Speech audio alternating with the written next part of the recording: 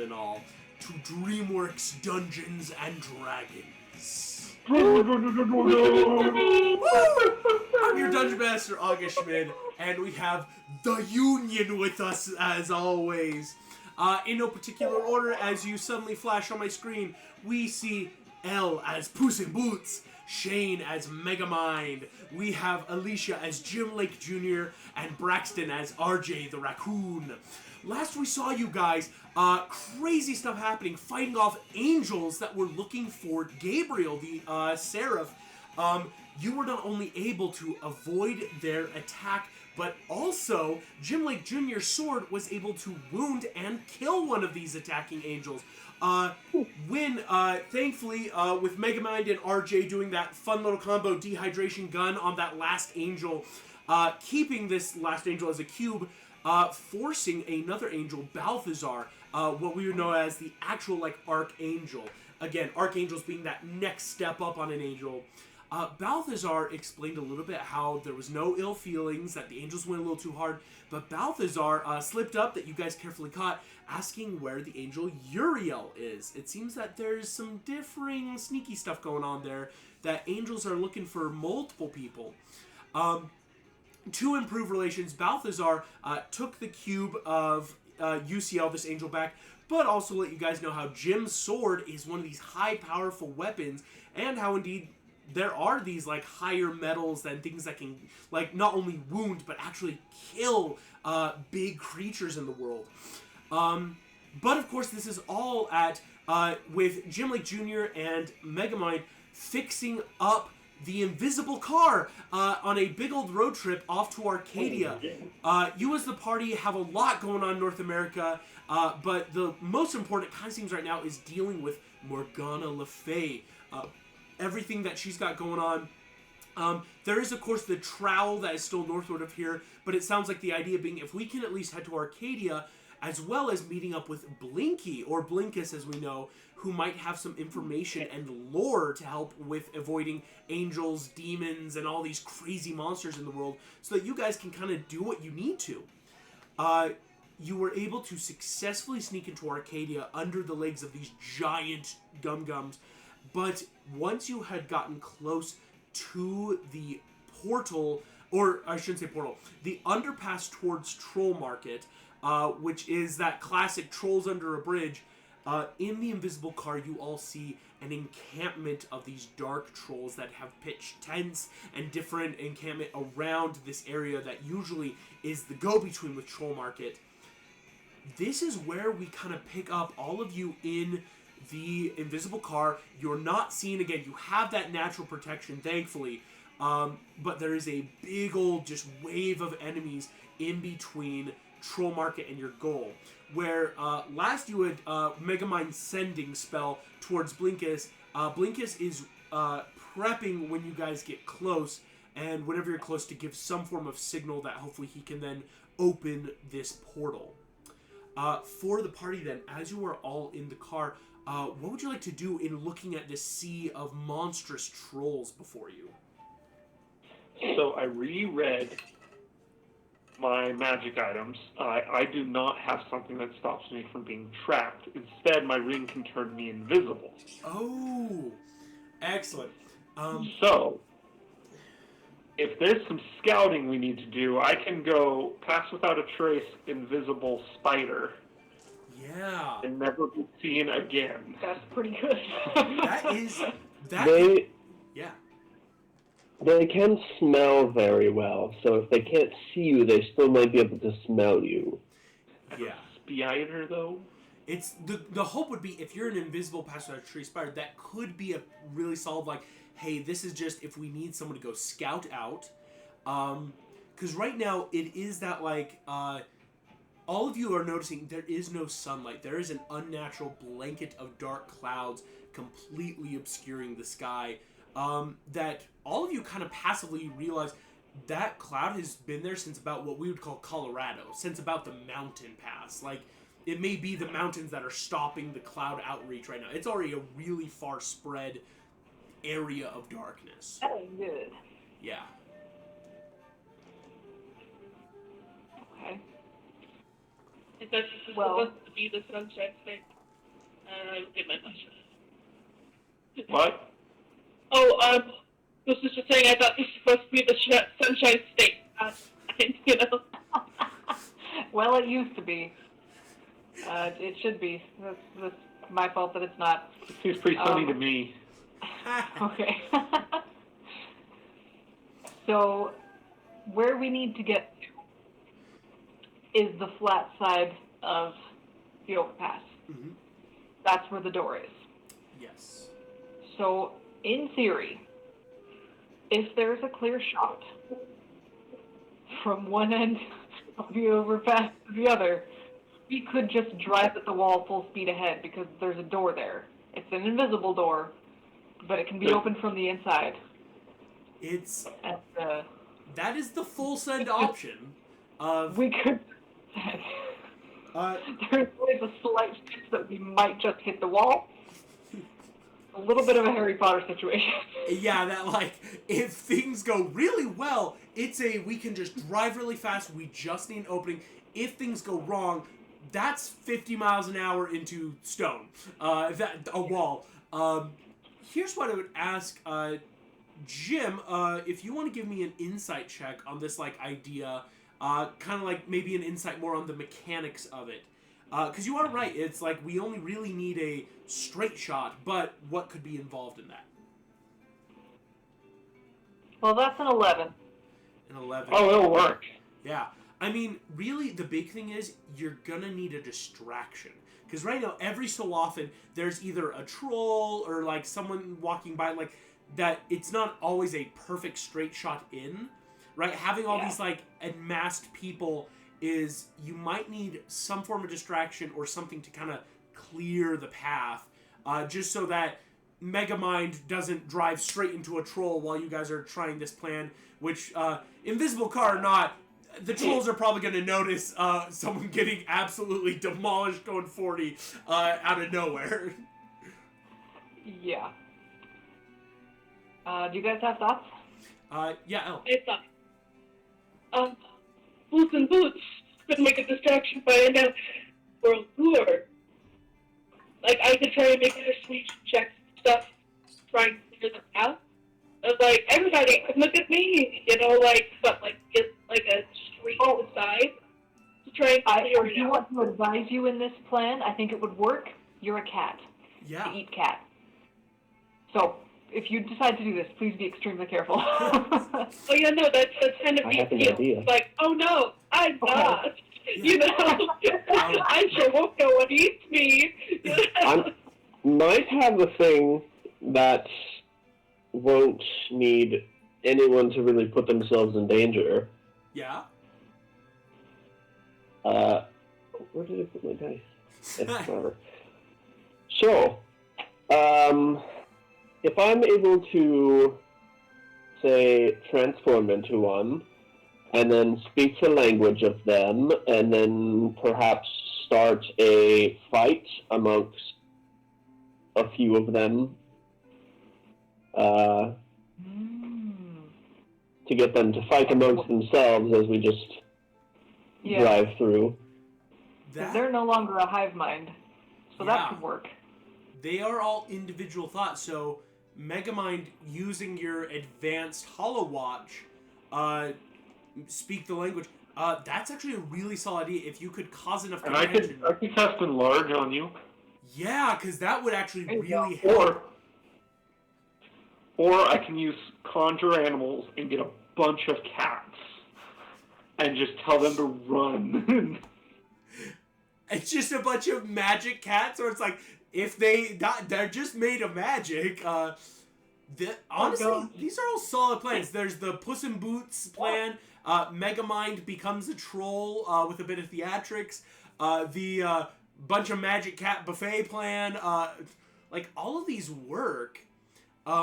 I would just say the only thing really to keep in mind is you're going to want to probably use either a message spell, or a sending spell, or a message cantrip if you're close enough to make sure that Blinkus is ready on the other side of the door, that like whatever the distraction is, that you guys just zoom in and go. Yeah.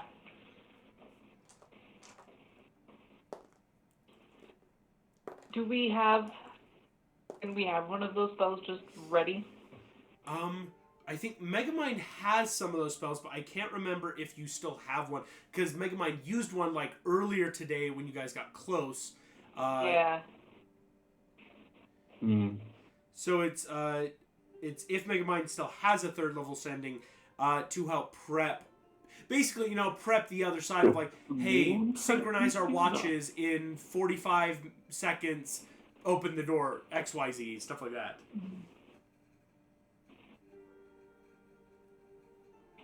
I don't think I have anything that could communicate. An animal messenger. Yeah, they'd have to get through the solid rock.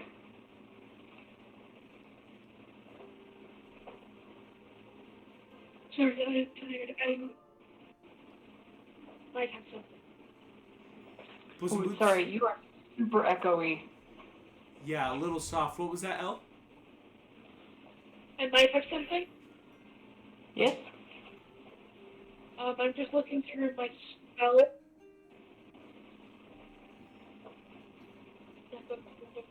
I can Misty Step in. Yeah, if you can Misty Step in, that could work really well, Puss in Boots.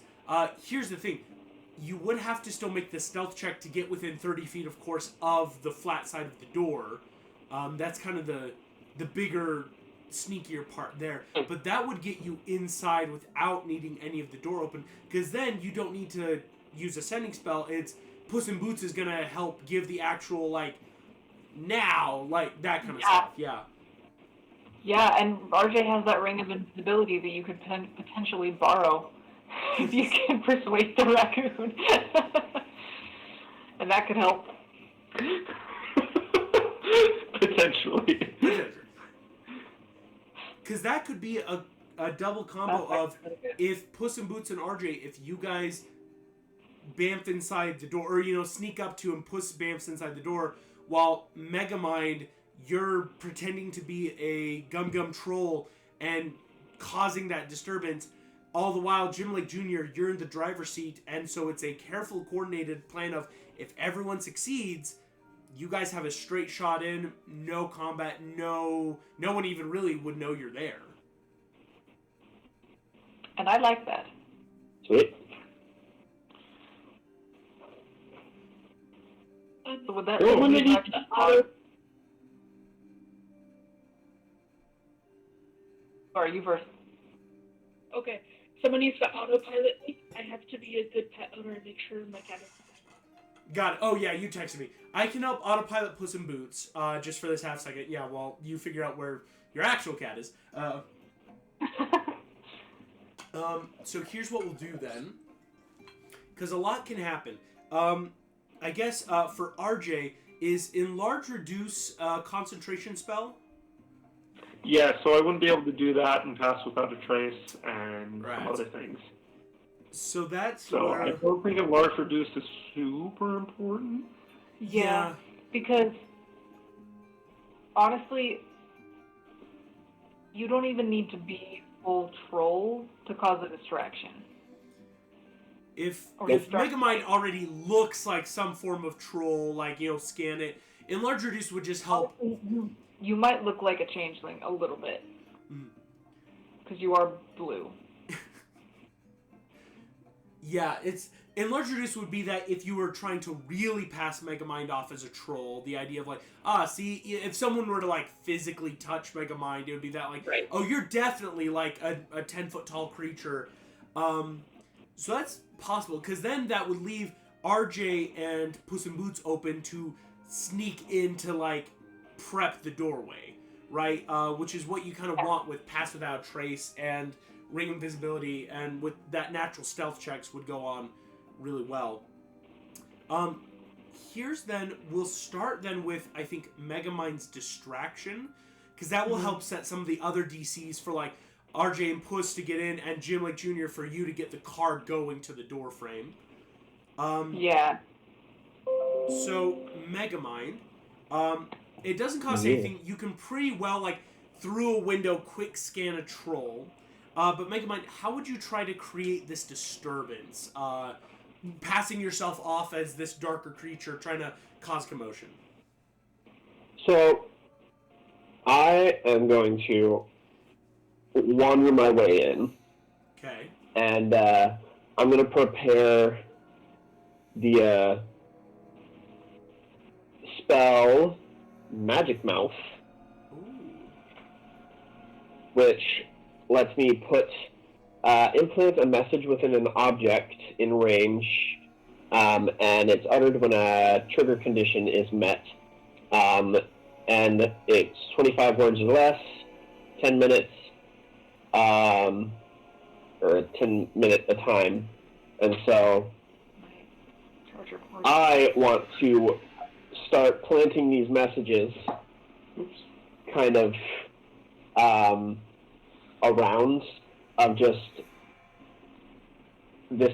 I want to focus on somebody who's kind of like on his own, that has a group around him. Yeah. And then I'm going to have all of these messages go off near him, sounding like it came from the people around him, saying that he smells like flowers, and that he's the ugliest of the entire clan, that he'll never find a stinky mate. I love that, yeah. And then I'm gonna like basically just have this guy. Yeah, somebody's gonna call him a changeling and say that they could totally take him in a fight. That he wouldn't even be able to get hit in on him. Here's what I'll say. That's so solid, Shane. Oh my gosh. This is brutal. I'm gonna say this. And then I'm gonna like throw a rock kind of from the crowd, and then, as if somebody's throwing something at him to like, or I'm gonna be like, oh yeah, this guy wouldn't even be able to do anything if I hit him. Like, he wouldn't even be able to hit me in a fight. And then I'm gonna be like, hey, watch this. And then throw it from, like, kind of behind the two conversation-having orcs. Yeah. Or ogre trolls. That's the word. How about this, Shane? That is brilliant. Go ahead and take a point of inspiration for this plan, because there's almost no way you can fail with this. We're gonna call this it's a performance check. It's a DC 10 performance check, and at that, the only reason you don't have advantage is these things. I don't need it. You don't need it? I have a 10. You have a nat. I have an automatic 10. Roll. Just don't get a nat 1. Even on a nat 1, it will succeed, but something bad might happen on a nat 1, I'll say. I might get punched. Yeah. Nat 1's like, yeah, let's start a fight, and like 2 people just like deck you. I need my physical dice for this. Yes, this is important. Just don't roll a nat 1. But that is honestly, you are praying so well into these absolute moronic gum trolls. That's gonna work. My gosh.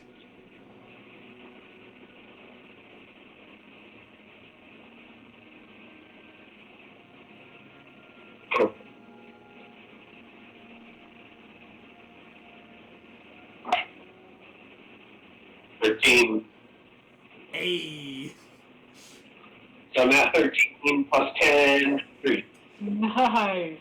Megamind, as you saunter in, ducking in and out, everything smells awful here. There is like fires with like a weird shish kebab of different like rodents, garbage, and metal cans staked through that people are rotating.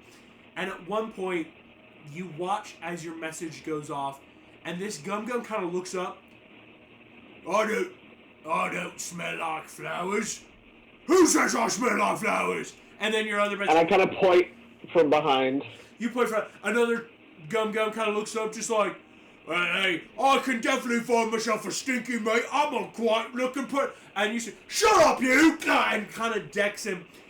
Within minutes, The camp is a total freaking monstrous show of wrestling matches and barbaric fights, and there is already Jim Lake Jr. You're seeing a basic straight shot with Megamind. You slip back into the car just as Jim. You'll be able to rev the engine, but of course, Jim, before you take your action to drive, we will cut to Puss in Boots and RJ as you guys are sneaking up to the door. It's that raccoon hind walk with Puss in Boots doing that very cat like gung. Go ahead, we're gonna make stealth checks, but pass without trace is up, and advantage from your ring, RJ, for you. Yep. Let me cast pass without trace real quick so I can mark off. Okay. Oh.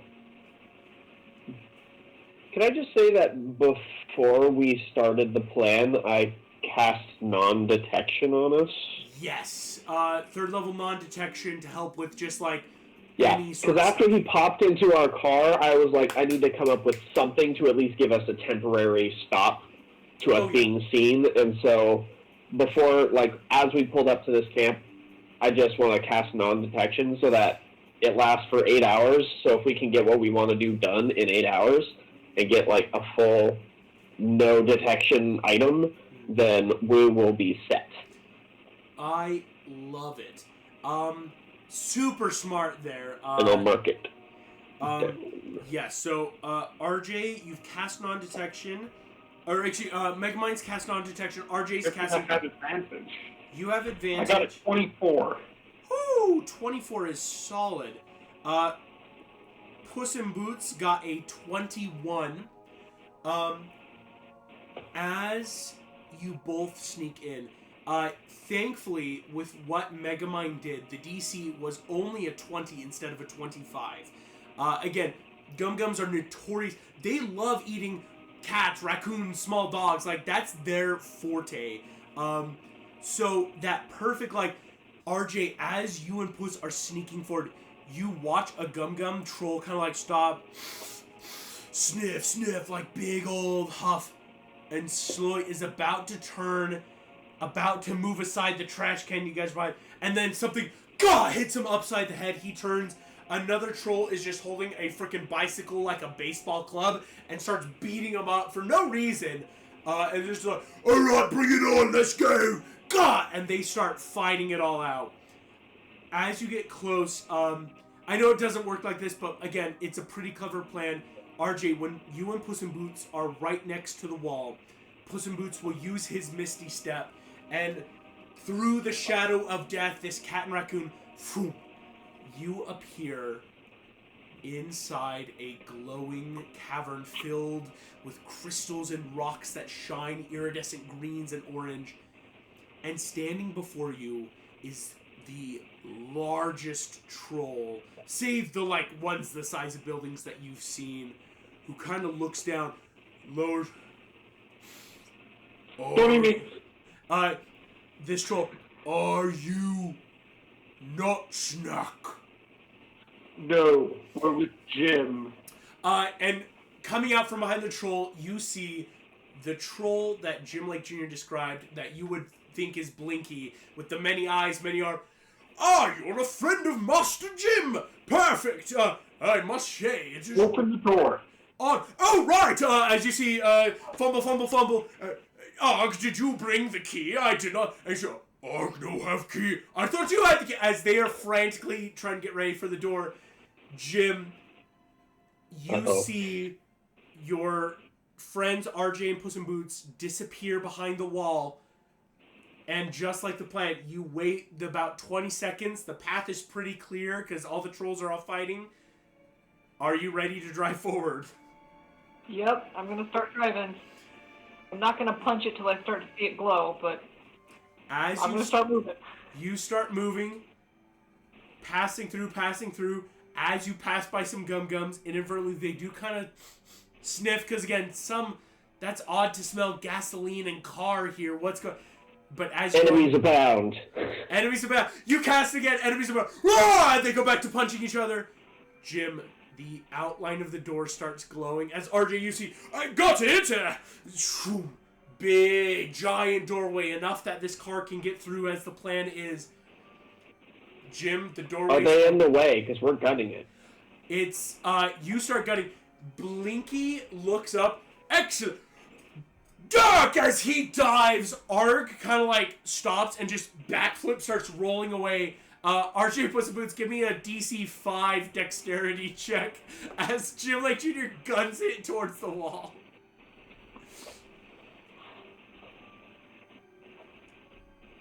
It's a 19.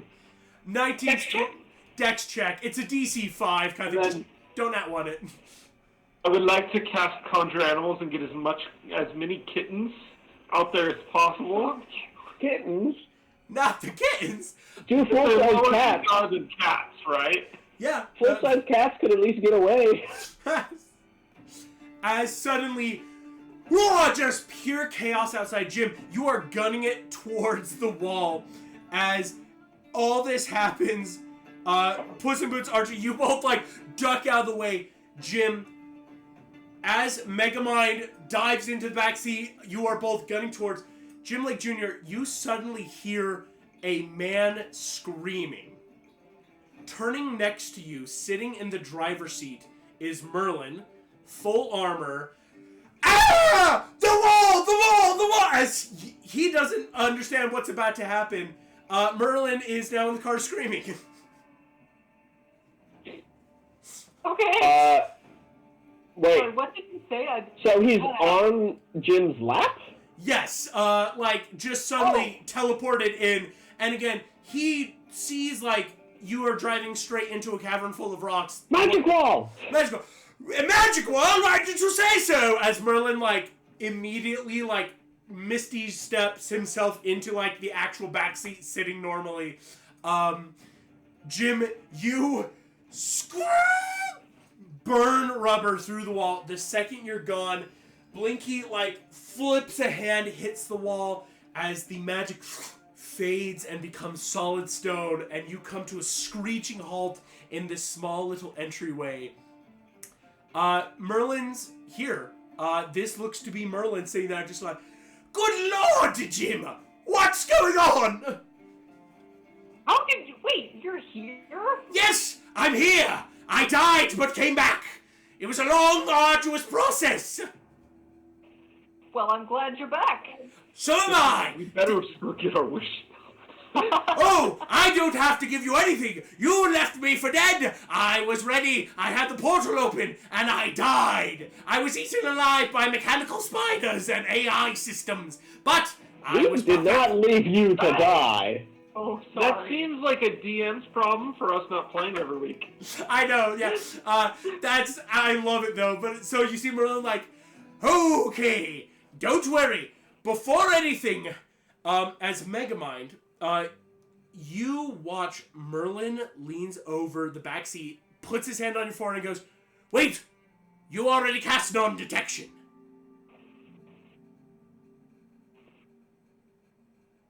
Could you refill my magic juice?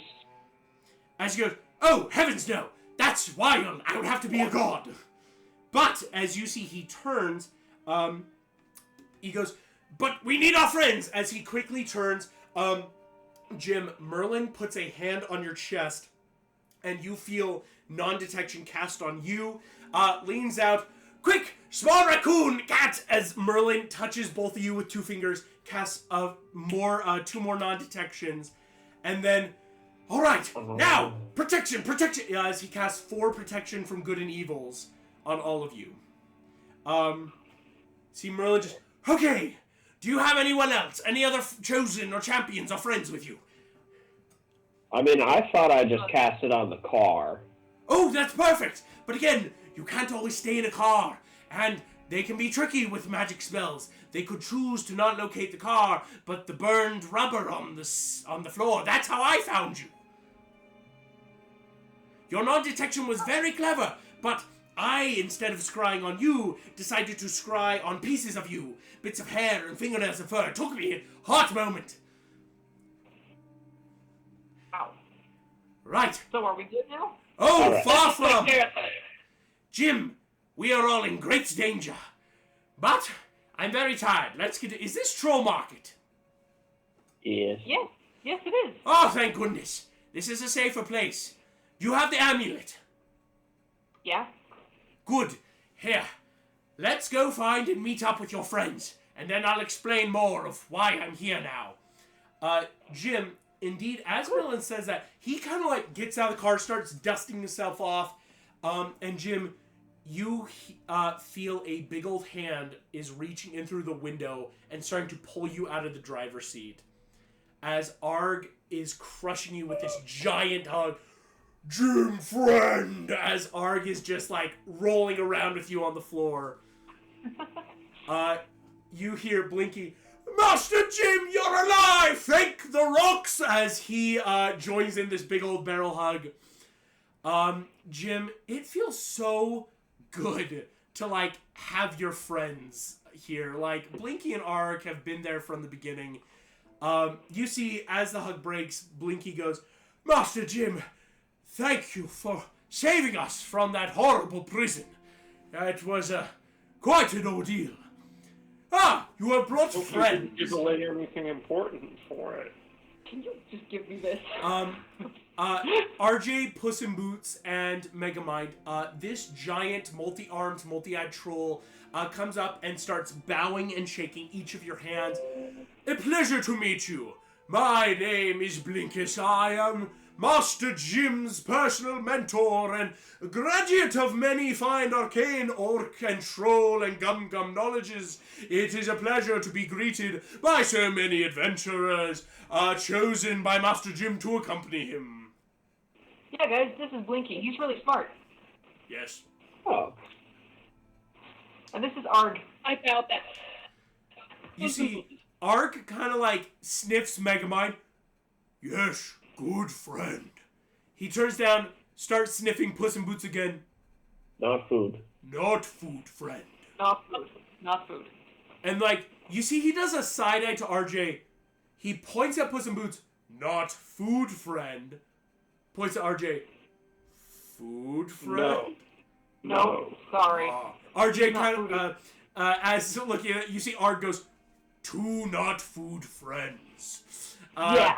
As, Friends have encountered.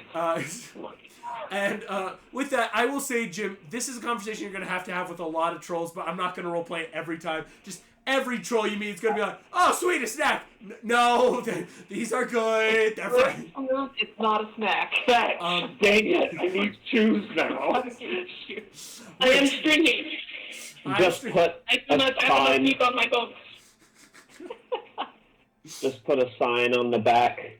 Not food. Yes. Not food. See, my first sign was one of those, like, tainted food labels that have, like, the triple radiated, like, tainted food, don't eat, like, bad for your health. What do they not eat? Vegetables? I Yeah. can't turn into that. Yeah, no, it's not like, rats. Polymorph yourself Vegetable into- trash panda. Just, yeah, introduce that. These are vegetable cats, and no one would eat them. As you are all this touching reunion, you see Blinky kind of looks at you. But Master Jim, your messages, they were quite scarce, but are we to understand you are here to help us back in Arcadia once more? Yes and no, Blink. Arcadia's problems have spread to the larger world, and the larger world's problems are spreading to Arcadia. So, I gotta handle all the problems now. You see, In order to help. Blinky kind of takes it. Yes, at least we are surrounded by the brightest minds and fiercest adventurers to help us, as he kind of like gestures to your friends. Come, I shall show you more of Troll Market and what has become of it. You are all led down these winding stone steps into an open crevasse enclosed with these glowing gems. Troll Market has changed, Jim. But for the rest of the party, you are introduced to a grand city underground. There are trolls moving every which way. Definitely not like the Gum-Gums outside. You're noticing where the Gum-Gums are these dark rock with etched green runes on their bodies. These trolls come in all sorts of shapes and sizes, bulbous heads or arms or legs, strange body parts, and fun little covered moss hair and fur. That these trolls are all very unique, but a common theme is they all look very scared. As moving back and forth, there's a lot of like shelter encampments of displaced trolls who may have lived elsewhere in the world that are now here. Jim, you're noticing like there is not that usual air of like peace and relaxation here. Instead, it very much is that like constant fear. Like when trolls are afraid, you can tell. Like they can't sit still. They're jittery. Like even Blinky and Arg, as they're walking with you guys, making this small talk, like catching up with you, they look terrified. You see, Blinky will turn. Master Jim, now that you are here, we will of course send word to your good friends. What was the very tiny one, Toby? He's not in Trollmark. He's up there with Madame Claire, as he kind of winks at you with like one of his bottom right eyes. You see, they have taken up with the human resistance in the above ground, simply as there was not a lot of room in Troll Market, and are helping the people up there, the humans. They're not really aware of us still down here, and we think it's for the best. We shudder to think what the humans would do if they knew that even more trolls were underneath their feet. Yeah. They would cry. Very much so. I've met very many crying humans. And you see Blinky looks at you, Megamind, but you're not a human, are you? Please tell me, what are you? Alien. Ah, one from the stars. Indeed. So how do you fit inside of the star? Do you have shrinking magic that puts you in the stars? Oh, so stars are giant balls of gas, and I basically spark notes an entire, like, this is kind of how a solar system works. You're on Earth, and that's like this and that, and then I'm like, and there's other of these everywhere, and I am from an Earth that was super far away, but God blew it up because he made an oopsie. I'm pretty sure you can just see that the Earth is flat. You see, Actually, Blinky, the Earth is a bowl. the Earth is not flat, and every star is as big as our sun. Yes. Fascinating. That's correct. They're just far away. Very far. I'm a druid. I think I would know enough about the natural world. This The raccoon, Earth like, is not round, it's a bowl. it's a Your bowl. Pringles can. Respectfully. As It keeps it fresh. it's a bowl. We all live inside, so it doesn't fall out of the water. You see Blinky just. Well, it seems that troll astronomers were quite wrong, it seems, by the nature of stars and aliens. We always assumed they would be tiny, as many things are, but they're just very far away. Fascinating. Maybe they used to be. Yes, tiny stars that grow larger. In fact, I could write a book about this. And you see, he kind of pulls out a quick pen and paper, starts jotting notes, and like all you see, like in the shorthand, it's like Earth equal not flat equal bowl question mark equal round question mark sun equal many sun equal star, like just quick shorthand. Fascinating. You are quite an interesting friend. What did you say your name was, my alien friend? Megamind. Ah, I am. I can turn things into cubes. Look, and then I shoot a trash can. You shoot a trash can. Right before you do, this tiny little gnome is walking, and just like, ah! Psst, and like the gnome gets hit with the beam, and so this tiny little gnome is now a cube. And you see Blinky. So, you take it, and then do you have water? Blinky's kind of. Yes. Quickly turns, grabs like an empty bucket that has a little rainwater in it. Okay. Pour a drop on it. He pours. The dripping from a stalactite pours these water drippings on. The cube, and this little gnome reappears, bears like these weird fangs at you, Megamind, and just like zips off. You see, Blinkus just. remarkable, as Ark just goes, handy.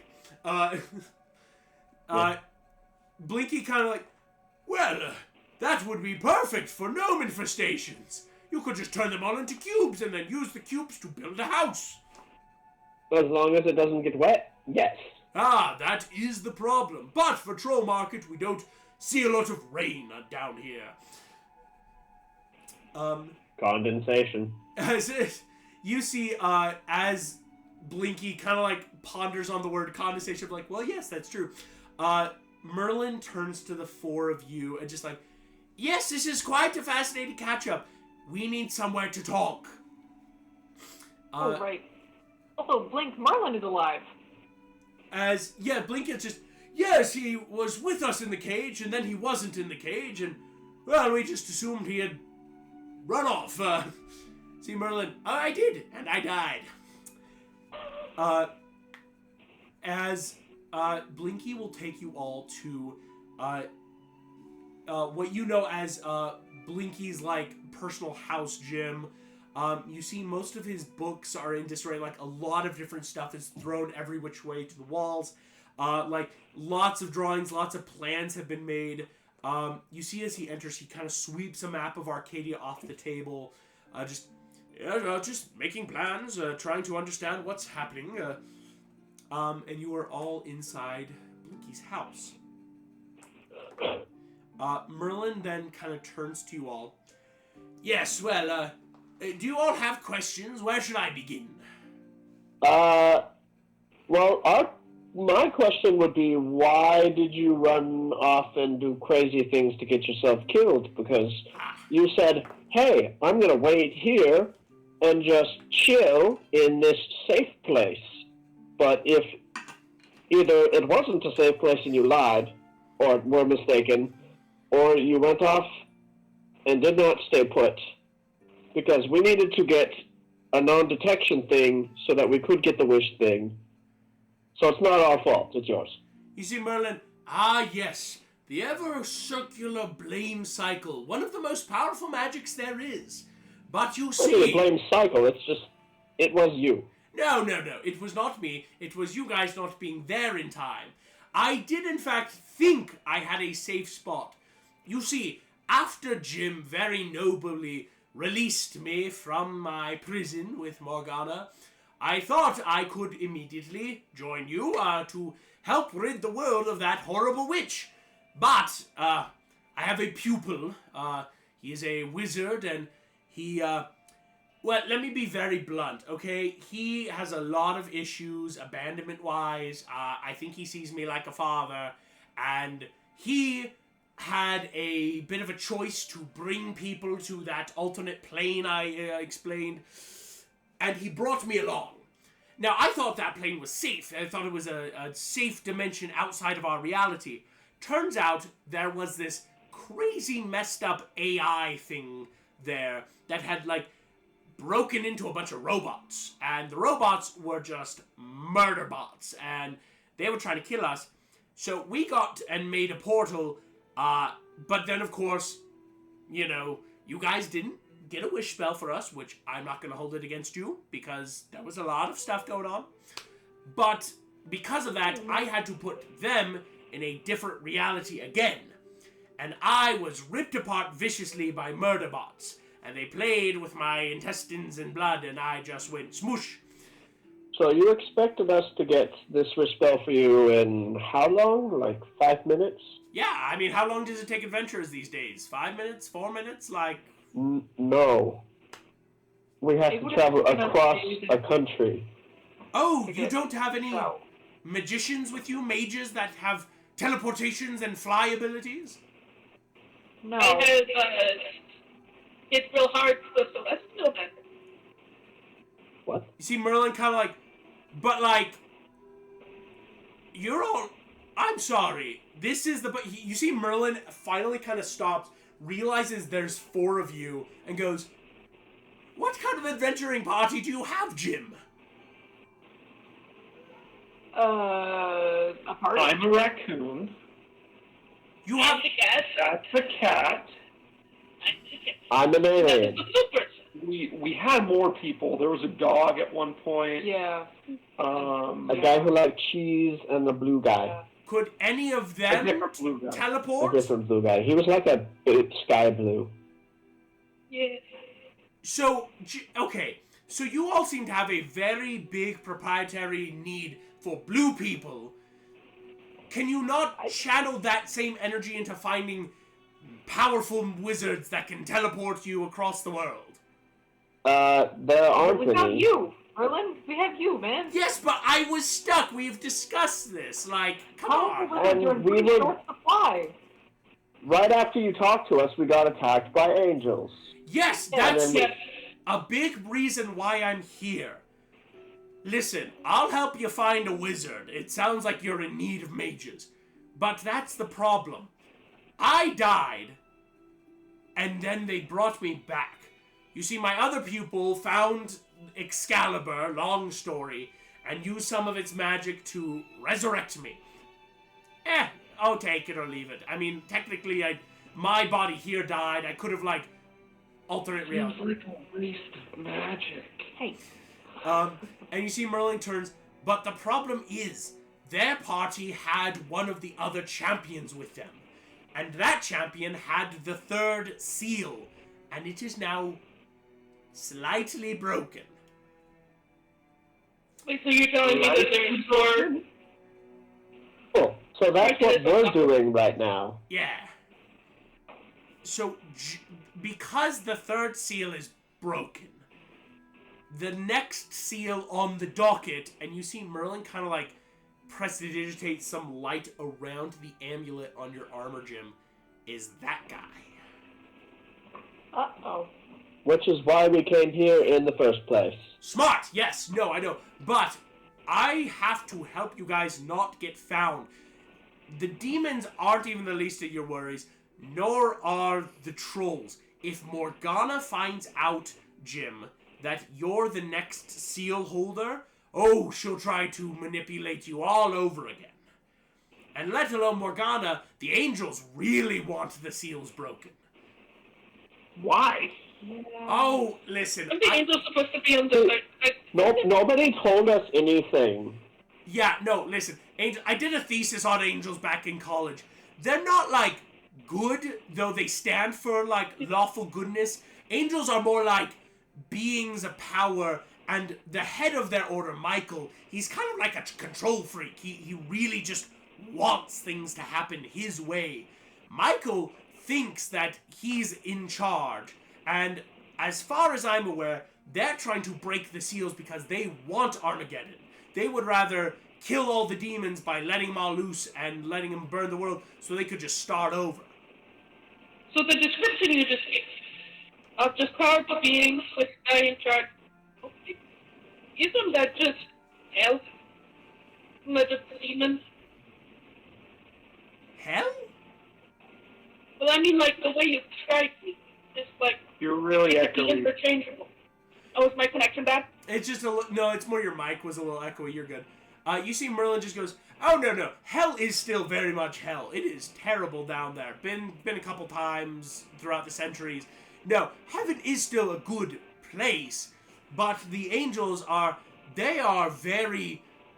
they believe that what they are doing is right. That is the order of the universe. As you know, the higher gods have decreed that, yes, this world could be destroyed if we don't stop it.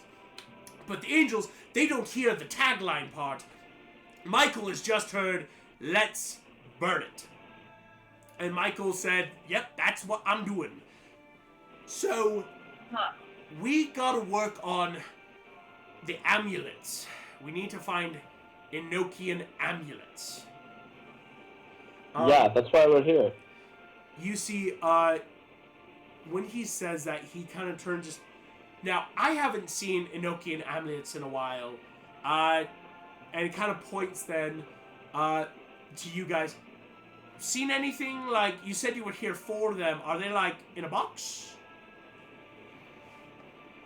I That's looked a over. good question for Blinky. Yes, Blinky knows. Blinky, do you know? Blinky kind of stops. Sir DM, can you please roleplay with yourself? Yes, the DM will now roleplay for 20 minutes. No, you see Blinky kind of like stops as you all look at him. Enochian amulets. Yes, I'm sure we could scratch something up here. Let's pull some books. Actually, I will ask a party history check as you can all just start diving through all these books here in Troll Market. Because my thought was that he had one at some point. Mm-hmm. And that's what we're gonna see, because Blinky Merlin, seems... draw one. So I got a 5. I got an 8. Also, I need to use the bathroom with Matt, so I'll be right back. You're good. 5 and an 8. Puss in Boots got... Mine's still rolling. Still rolling. And Megamind, what did you get? 21. 21. All right. 17 plus 4. Puss in Boots, let me know when you have your roll. Merlin will do a quick, crude sketch of an amulet. What'd you get, Puss? Did you say 12? 12. 12. Puss in Boots, you guys all grab a bunch of books, start pouring through them. The first thing you'll all notice, like RJ, Puss in Boots, and Jim Lake Jr., is Merlin has called these Enochian amulets, and his drawing seems like this strange, like it's like a crescent, but not like a moon crescent, as the oval shape kind of bends outward, and it does that almost like symbolic knot in on itself. Very pretzel-like, but not that perfect pretzel through. As he kind of sketches this, most of you are looking through, and the books that Blinky gives you as you spend a couple hours just researching, these amulets don't seem to be in many of these books at all. Like, you're looking through, and like there's amulets for all sorts of magic. You find amulets of fire, of water, amulets that let the wearer grow exactly 1.5 inches in height, and an amulet that turns your skin ever so slightly more pink. Like, there's a lot of these amulets, you guys like flip through these books, but you're never finding anything called an Enochian amulet. Until you find Megamind, this old book you start flipping through, and you stop because the word amulet is in this old journal, and you realize why your mind kind of caught it is because the top of the journal heading is "Angels are hunting me." Megamind, as you kind of like stop, flip back, the journal entry reads, "The angels are beginning to hunt me, but that is to be expected, as I am of the darker magics of the world. Should they find me, I believe the Enochian amulets I have discovered should protect my identity, both from angels and from my family." You see the journal entry kind of ends with them like, "Of course, I am needed in court tomorrow, so I have sent off these amulets back to my personal estate. Hopefully, my squire will be back in time, as I hope to present my final proposal at the king's feet." As you do so, Megamind, reading through this, you notice the top of the book, like looking at the cover, like, what is this? Is there more? Doesn't have a title. This actually just seems to be a journal that you can then present to the party how you like. So I found this journal, and lo and behold, it says this guy, whoever owns this journal, had Enochian amulets, because it mentioned multiple. So I think he was wearing one, and he sent away the other, or who knows, to his estate to be hidden away by his squire. So he was also going to do a presentation at the king's feet, or was it king's court? You see, it was court, but the final was like laid at the feet of the king. Seemed that very. It's an expression there, yeah. So he had a court meeting with the king, and we've never had a king in America. America! Yes. All of you are looking then at this journal. Jim, Okay. you would notice that Blinky looked over, has seen the journal in Megamind's hands that you're all now crowding around. Blinky, you don't think trolls can go pale, but he definitely looks like that ghostly pale and looks very scared of the book Megamind's holding. Blinky must not know anything. Well, Yeah. that's Arg. Blinky, do you know where you got this book? Whose journal is this? Well, that book is not a book I like to own, Master Jim. You see, he gingerly walks over to Megamind and kind of lifts it out of your hands, not to take it away, but you see he's closing it, just putting it on the table in front of you all.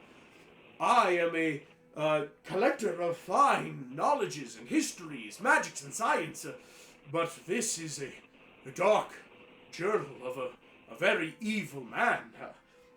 Who was it? You see, Blinky, as far as I understand, the book does not speak his name often.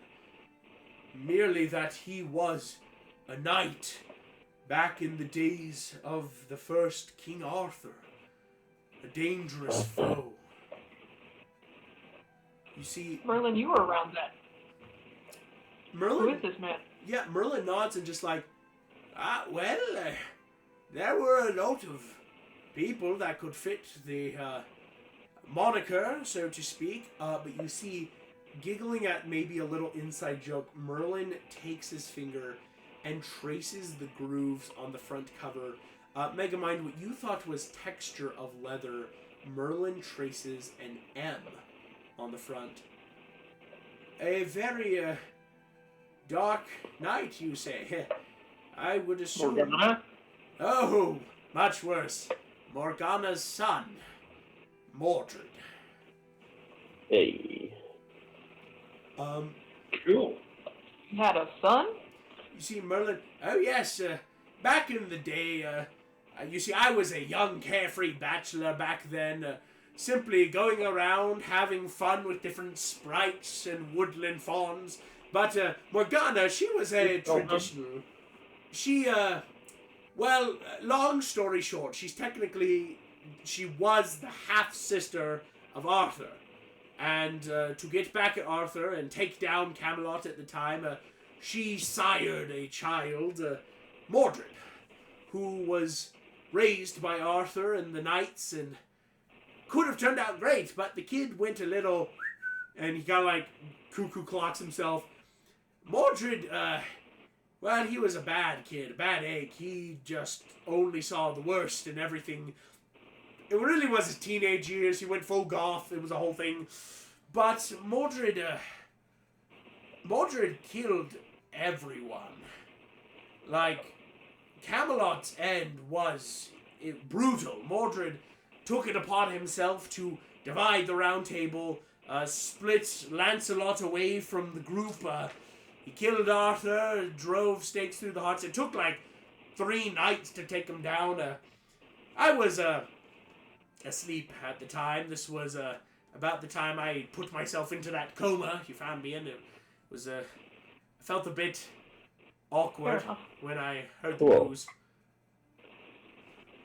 So,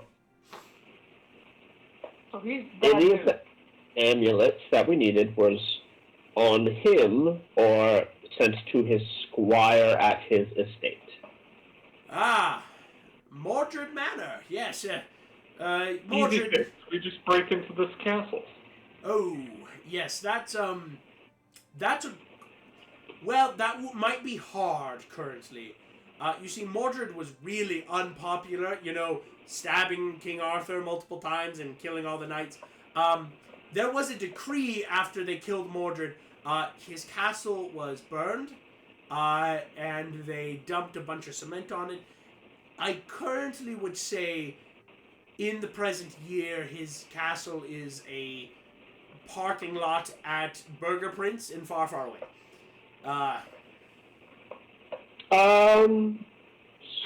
Cool. You see, Do you have a way? As in Shrek 2, Far, Far Away? As in Shrek 2 Far, Far Away, it has, currently its location is now the parking lot of a fast food joint. Cool. Do you know the name of the squire? See, Merlin sits there. I will say Merlin will make a history check. I will give him a bardic inspiration. Excellent. D8? Somebody want to give him a bless, too? Guidance? Or guidance? Do you guys have guidance? I'll give him guidance. Give him guidance? Yeah, it's a D8 for me. Alright, so here we go. A D8, a D4, and a D20. Here we go. Rolling those. Holy cow. That's a 26 from a natural 17, plus 5 from the D8, plus 4 from the guidance, plus Merlin's plus 10. Jeez Louise. That is 36 DC. Merlin stops and goes, I do know his squire. A tiny little fellow. Went by the name of Gareth. Gareth wanted to be a knight, but when Mordred went off the deep end, I think Gareth ended his days as a candle maker, because it's kind of hard to get a job as another knight squire when your previous employer turns evil. As Yes. an anvil maker, you said? Oh, Candle. Candle, like wax. Candle maker. I make anvils.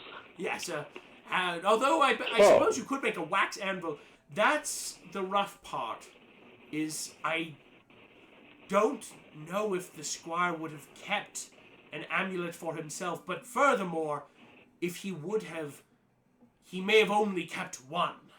I'll say on a 36, Merlin will give you some of this of, you see, if I'm remembering right, Mordred did send for a quest for these amulets, yes. But I think it was, you'd need more than just one amulet. That can only hide one person. We need, he does a quick head count, 4 for you. My apprentice and his friends might like some, plus just a few on hand. Ooh, that's a lot. That is a lot. Is there a way for you to be able to send us there and or back? You see, Merlin gets a glint in his eyes. Like chronomancy. Yes. Oh, a dangerous game. Merlin, slow down. Because then we could infiltrate the castle Yes. and take all of the amulets Send you to while get... he's away at court, Yes. and then come back. In fact, I will be a little obvious. I was hoping someone would ask for this suggestion because that is something Merlin could do with some juice, so to speak, from your angel helper Gabriel, who floats around the parties. You see, Merlin gets that mad glint. Now, I knew a chronomancer at one point. You see, chronomancy is a dangerous art. I would have to be very careful how I send you back, but we could get Enochian amulets. But here's the thing. Playing with time is dangerous. Are there any cool Arthurian myths about raccoons? Am I the Green Knight? I feel like I might be the Green Knight. As RJ, like, am I the Green... You see, Merlin, you could have been. The Green Knight was a fucking, like, no one knows who he was. Like, the dude was just a suit of armor. Could have been a raccoon inside. Could have been me. No, I probably could have been me. I was in the... God! You see, Merlin goes... I'm feeling cold. But if we use chronomancy for you to steal some amulets for yourselves, here's the idea. We have to be careful. My sagely friend who went around time, great fellow, was a bit odd though. He says that when you go through time, you never go forward, only backward. as forward is too many possibilities. You might branch yourself into an alternate dimension. And when you go back, you must be careful not to change history. But if these amulets are there, and Mordred is out and about, his manor would be open. You could go in. If they disappeared, nobody knows what happened to them. Exactly. They're gone. So it could have just as well be us. Here's what I could do. I would need to, if I could wrangle an angel and use that as a celestial battery. I know, we should have held on to what's his face. Well, don't you have the one what's his name? He like pops in and out, and like the other party was saying, wasn't it Gabby? I had one in a cube. Oh, that would have been perfect. I could have kept him forever and lived like a god. We probably would have been hunted down, but... Oh, of course, but I'm always being hunted. But that's the thing. I just need a celestial battery. I could put your consciousnesses back there.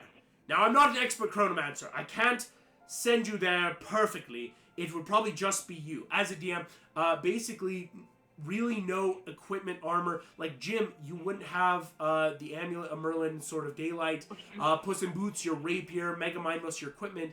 And because Merlin will explain, because those items don't exist chronologically then. They're inorganic materials that, and if they do exist, for example, Jim, your Sword of Daylight is with a different troll at that point in history. So it would just be like you guys, no inventory sheets, just kind of your natural magics and abilities.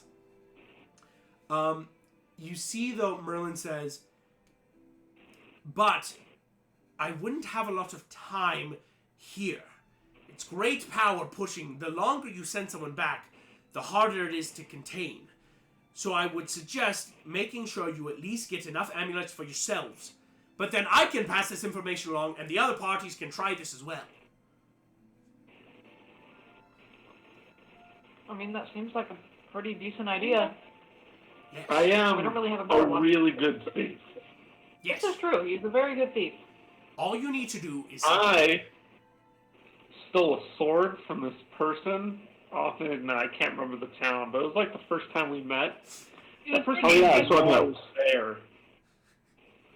I don't remember this at all. The hilt you gave Oh, the The hilt. Oh, that You one. see, Merlin just goes, excellent. We need thieves, but if you are infiltrating Mordred Manor, we must make sure that you are prepared. Now, Mordred, like I said, this was a messed up kid. I cannot stress this enough. He went really hard in a very goth motif growing up. His manor... booby traps. booby traps, monsters, dark magics. The kid, like, decked out. Like, I'm talking, like, haunted house level garbage. It was disgusting. But, to each their own. I mean, I personally have my little cave that I call my manhole, and I decorate it as I see fit. I mean, everyone has their own. And look at Troll Market. The trolls like this aesthetic. But Mordred's aesthetic was... It's your manhole. Yes, Never mind, I didn't. my manhole. My cave manhole back in far, far away where I practice magic. Okay, Merlin. That's enough. You say man cave, not man hole. No, because it's not a man cave. It's not like I'm some weird dude bro that invites people. It's my manhole. It's a little hole in the side of a cliff where I invite people. Then just say man cliff. Yeah, but it I'm doesn't... officially very uncomfortable. Yeah, Okay. Jim's just sitting there with that, like, I don't like this. You see, Merlin, though, will explain. We can get, though, let's do research. And this is where I will say, fun fact, this is part of our Halloween one-shot that we will be doing next week. Part of every party gets something like this. To go in and sneak out these amulets. Merlin will... simply just ask then, give him some time. He's going to study back up, think as much as he can, to give you guys a rough idea so you don't go in blind to the manor. I will already say, on a 36 history check from what Merlin said, like, already he'll let you know, the manor does have anti-magic cast inside of it. Mordred wanted to make sure he was the only one that could, like, do crazy garbage. but all the traps and monsters he kept inside are very dangerous, very still magical, if that makes sense. So Merlin can start getting ready, because also it's that, like, all we really need is if you guys can summon Gabriel, Merlin quite literally uses him as a battery to start sending you. But that is something I have planned for next week, because everyone's going to get a chance to run and get their own amulets, because everyone does need one. What I will say, though, is while this is happening, there's still a lot you guys can do to either prep to go back in time, right, just mentally research, and prep, though, because here in Arcadia, like Jim, you know, apparently Toby and Claire are up with the human resistance up above ground, and as well as there's just a lot you could keep doing. What would you guys like to do then now in, like, prepping, preparing, or other stuff while you're in Arcadia? Well, I want to find out if my mom is okay. Yeah, she's probably dead. That's what I want to find out. Yeah. Her and Strickler just ran away together. The coward, he would. He would. Yeah, your mom ran away with your guidance counselor, doesn't feel good. So, this whole anti-magic is, I don't like it. Yeah. We've already been through one of those.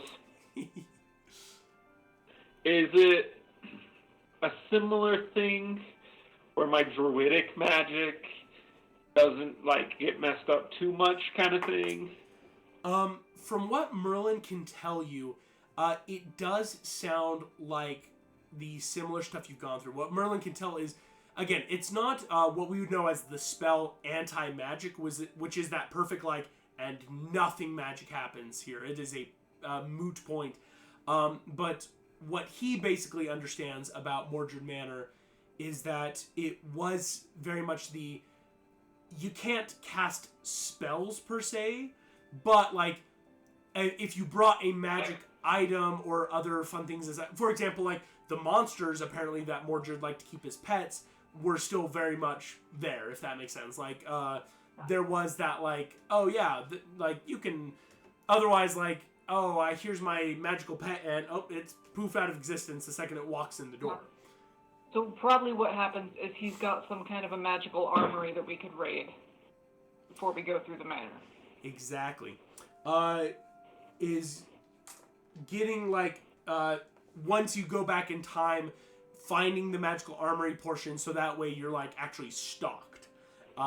Which would be very helpful for everyone, especially, like, Puss in Boots and Jim not having your swords when you go through. It's like, yeah, before we really do it, let's make sure we got a weapon.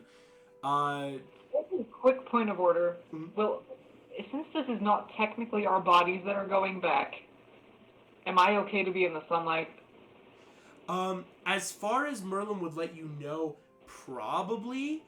Again, chronomancy's dangerous. You see, Merlin would say, like, yes, Jim, you're not human anymore, but it's not you back there. It is merely a representation of you. You might, like, think you're being hurt in sunlight. It might be a bit psychosomatic. Okay. You see, like, I won't turn stone. We're good there? Yes. Merlin will also say, like, he's going to do some research because he needs to plan out, especially if multiple people, like, if you guys and other parties are trying to do a time heist kind of thing, he's got to plan out that you don't all go at the same time. So you guys might need to go at nighttime or daytime, or that can be something you can plan out of. Because, again, Mordred's not there because he's in Camelot. His manor is, like, way in a different spot. Okay. We're going before all of the other groups, Merlin. We are going first. You see Merlin goes, sure, all right. Because we need that amulet more than they do, and if we succeed, or if they all go before us, and then there's not enough for us, Yeah, that's not cool. Probably going. Indeed, fun I'd fact, rather not die. you guys are the ones that will be going first, as next week, Monday is when I would be starting these. I was so happy that Merlin got free. The other group, they were like, hey, let's send Merlin off because we don't need him. I'm like, oh, he can help start this all off. You love to see plot lines flesh out when they need to. So yeah, Merlin though will make sure you guys go first. He and Blink, because Blinky can help him in that, like, let's look historically at calendars of like dates and times where we could safely put, you know, everyone, like your party, basically at Mordred Manor and not, because Merlin, it's more than just chronomancy. He also has to teleport you there, right? Because he might accidentally put you in Arcadia back in the 12th century, you know, and that's terrible. That'd be good. Yeah.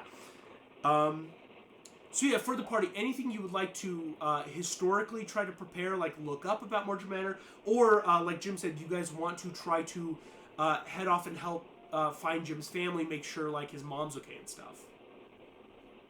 I guess I can help find the family. All right. I have passed without a trace. Thanks, man. All right. Puss in Boots, what's your thoughts? I'll help. How about Megamind? I'm not really sure. Because I know we need to probably think of some stuff, but I don't know what I would look up yet. That's Yeah. fair. I'm probably gonna ask if they have anything down here that we could send up to help with the human rebellion. Like if they've got those magic grenade rocks that I can't remember what they're called, or like, Oh, you know, stuff to by fight. the think Blinky. Yeah. So Blinky, have you heard anything about a really, really, really strong person who can fly and like punch stuff really hard, or like shoot lasers in Arcadia, working for Morgana, maybe? You see, Blinky, like, as you say it, kind of, excuse me, kind of cocks his head, his eyes blink. A flying person who shoots lasers? And is strong enough to pick up a castle. I cannot say I've heard of such a person. To be fair, Cool. I spend most of my time helping with the troll market, but I mean, anything is possible these days. You don't All think the trolls have heard of this, which might mean, Megamind, yes, Morgana has the serum, but has she used it? Has she used it yet, or has it gone off yet? Exactly. Excellent. As you guys then, Blinky will say, Arg will help show you, Master Jim, to a small little portal at the roof of Troll Market that pops you out where we receive word from Claire and Toby. All of you can rush off, and I will help the great wizard Merlin in our quest to understand the time heist. You see, he turns. Merlin is just straight up like one finger deep in his nose, like, yeah, oh, perfect. Ooh, itched my brain on that one. Oh, yeah, definitely. We'll make sure we don't send you back in time to your deaths, as that is where we'll take our first break for this evening. Thank you all so much, and we will just reconvene in about 5 minutes.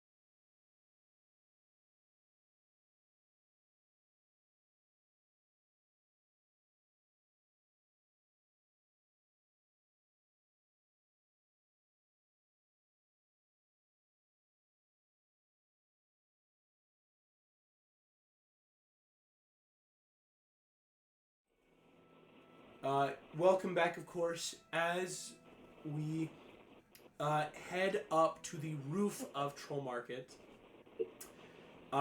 Jim, at one point, Arg is leading you upward. Blinky will run up. Master Jim! You see in his hands are a bunch of Dwark stones. The magical rocks. He has, you realize, though, he is holding only 4.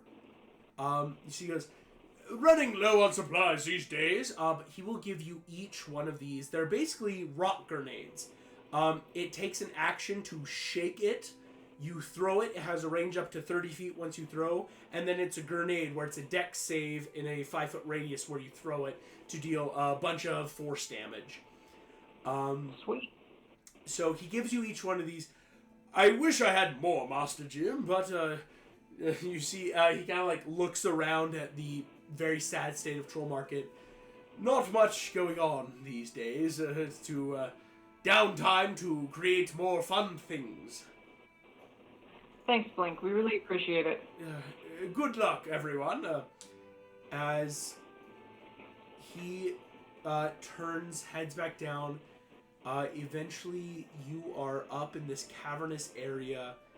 You see Arg takes out one of those little keystones, draws a circle like a manhole cover, and pushes open a manhole cover. Arg helps slowly lift all of you guys up and out into the cloudy streets in a back alley somewhere here in Arcadia. As you jump up, Jim, Arg will say, Arg stay, knock when ready. As you see, it truly is a manhole cover that you just came out of, but obviously a manhole cover that is linked to the magical area that is Troll Market. And you guys are out in Arcadia, free to wander. I will say, the invisible car is safely in Troll Market, but until you want to try to do a distraction explosion back out from the main entrance, you won't be able to like fit the car through the manhole. So now, I would ask RJ, do you want to do a pass without a trace for you guys as you're going through, or do you want to wait until it's necessary? It lasts for an hour. How long do you take? I think we should probably save it. Do you think this is going to take longer than an hour? Depends on how long it takes to find where the human rebellion is. So we're going to be running around for potentially an hour. I'm going to cast Pass Without a Trace. Alright, yeah. Pass without a trace, in which case I do need, as you guys set off, please make me a group stealth check as you guys swarm through the streets of Arcadia looking for the human rebellion. Dang it. That was almost a 17, and then it was a 3. Oh, that's the worst feeling. 13? So 15! Yes, remember, everything has a plus 10 to it. So I got a 26. Alright. Jim's got a 15. Yikes. We will see how good that is here in a second. So we're doing Stealth. Stealth. Puss in Boots, 23. Not bad. So we got 23. 29. 29. Alright. So I rolled a 13, not 13, plus 6, Ooh. plus 10. Excellent. Here's what I will say. Sorry. As you guys are winding your way through, I would just ask Jim, it's hard to put a check to this, but if you were a human rebellion, where would you locate yourselves? The secret base. There is no secret base. The alien. I don't remember that. Goes down. Oh, you're talking about the disorder. That could be very bad. That could be where everything is. Yeah, I don't think we should check there. Their school. The school, the high school? High school. Yeah, honestly, that's not a bad place to check. Got it. The Schul house. The old Yeah. school house. Heading off towards Or maybe the hospital, I don't know. Arcadia High. As you guys get close, at one point, Jim, you feel the rumblings. All of you notice, boom, boom, boom. These heavy steps are moving through the streets. About maybe quarter mile away, one of these large building-sized gum-gums is slowly, like, looking around. I'm going to make a check. Jim, you have a 15 as the lowest of the group. Let's do some Attack on Titan here, guys. Wait, I might have something that can help. Oh, what would you like to try? Some of those items, the magical items. Would a bardic help? Or is it too late for that? A negative bardic on their check. Oh, you could, if you have cutting words, or I'd allow a bardic Megamind, since this is like, it's not too late after the initial stealth check. If Jim Lake Jr., if you want to roll a D8 bardic, if Yeah. Megamind, yeah, Do that. I would love to do that. go for it. That's D8. Cannot see that number. That was a 1. I was a 1 for a total of 16. Okay. I'll do a negative bardic on the other guys. Excellent. Megamind, go ahead and roll a D8 negative bardic for that cutting words. 6. 6. Excellent. Because Puss in Boots, yeah, your ghost step stuff actually only really works centered for you, Puss. Yeah. I just didn't know if I had to tune to it, but I didn't know if it was like. Yeah. It is attunable. Yeah, it's an attunable thing you can only kind of personal use. But here's what's hilarious. So, Jim, your stealth is now a 16. The Gum-Gums rolled a 12. They have a +8 for a 20, -6 for a 14. So, Jim, you are barely not seen as Megamind. You pull Jim back into an alleyway right before the large head turns. And then turns away. Boom! Boom! Walks off into the night. Or day. Who knows at this point? Yeah. It's freaky. As you all then head towards the high school, eventually you see Arcadia High. Jim paying immediate of that, like, wow, that was my high school a year ago, and now you look kind of at yourself, at your companions. It's crazy. But as you get close, all of you do notice Arcadia High has a large battlement and barricades erected around the school.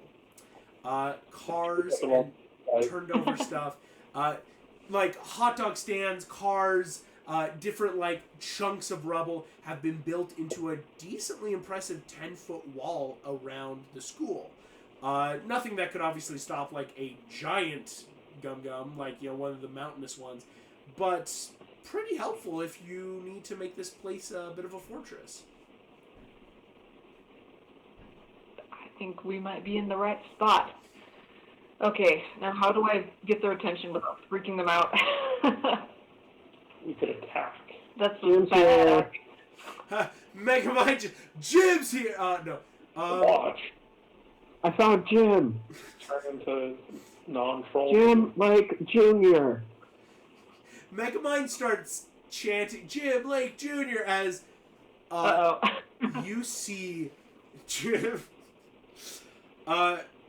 popping his head up above the battlement is what you immediately like don't recognize due to the amount of like armor and like what's the word I want to use, like face paint, like war paint, but it's Coach Lawrence Your Oh my old God. PE coach who looks up.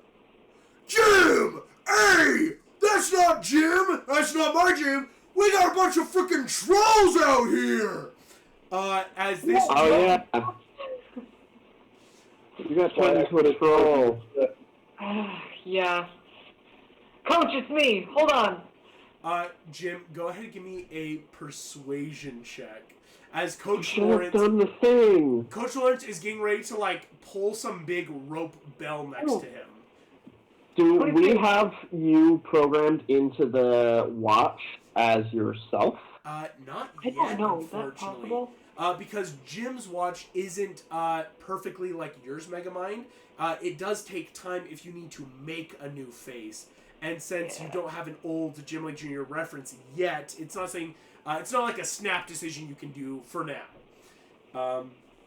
But that's a 22 persuasion. Yeah, Jim, what do you say to Coach Lawrence so he doesn't sound the alarm? Coach, it's me. I failed Jim 3 times. All right. If you're really Jim Lake Jr., and maybe you did fail 3 times, what was your personal best on the mile? Like 12 minutes, Coach. Yeah, it was 13. Close enough. As you do things that only Jim Lake Jr. could know. Coach, let's go. You look, the rope is connected, what looks to be like, an old-fashioned school bell. Those just big old, like, tiny little hammer, but they ring horribly loud. Coach Lawrence just calls out, "All right, you're Jim. Who's the people with you? And what the hell happened, kid? Look at you." I'm just gonna act like a raccoon. Just straight up handle, yeah. That's a really long story. I can tell you when we get inside, out of danger. But these are my friends. I'm here to help. We come with reinforcements. All right. I trust you. Please don't eat me if you're actually not Jim and whatever monstrous Jim you are. Oh, people. You see, Coach Lawrence disappears from the top of the barricade. After a few moments, a car door opens up in the wall, and you realize it was like a hidden kind of tunnel door. Cool. This kind of like truck door opens up. See Coach Lawrence brings out, "Come on, let's go, let's go."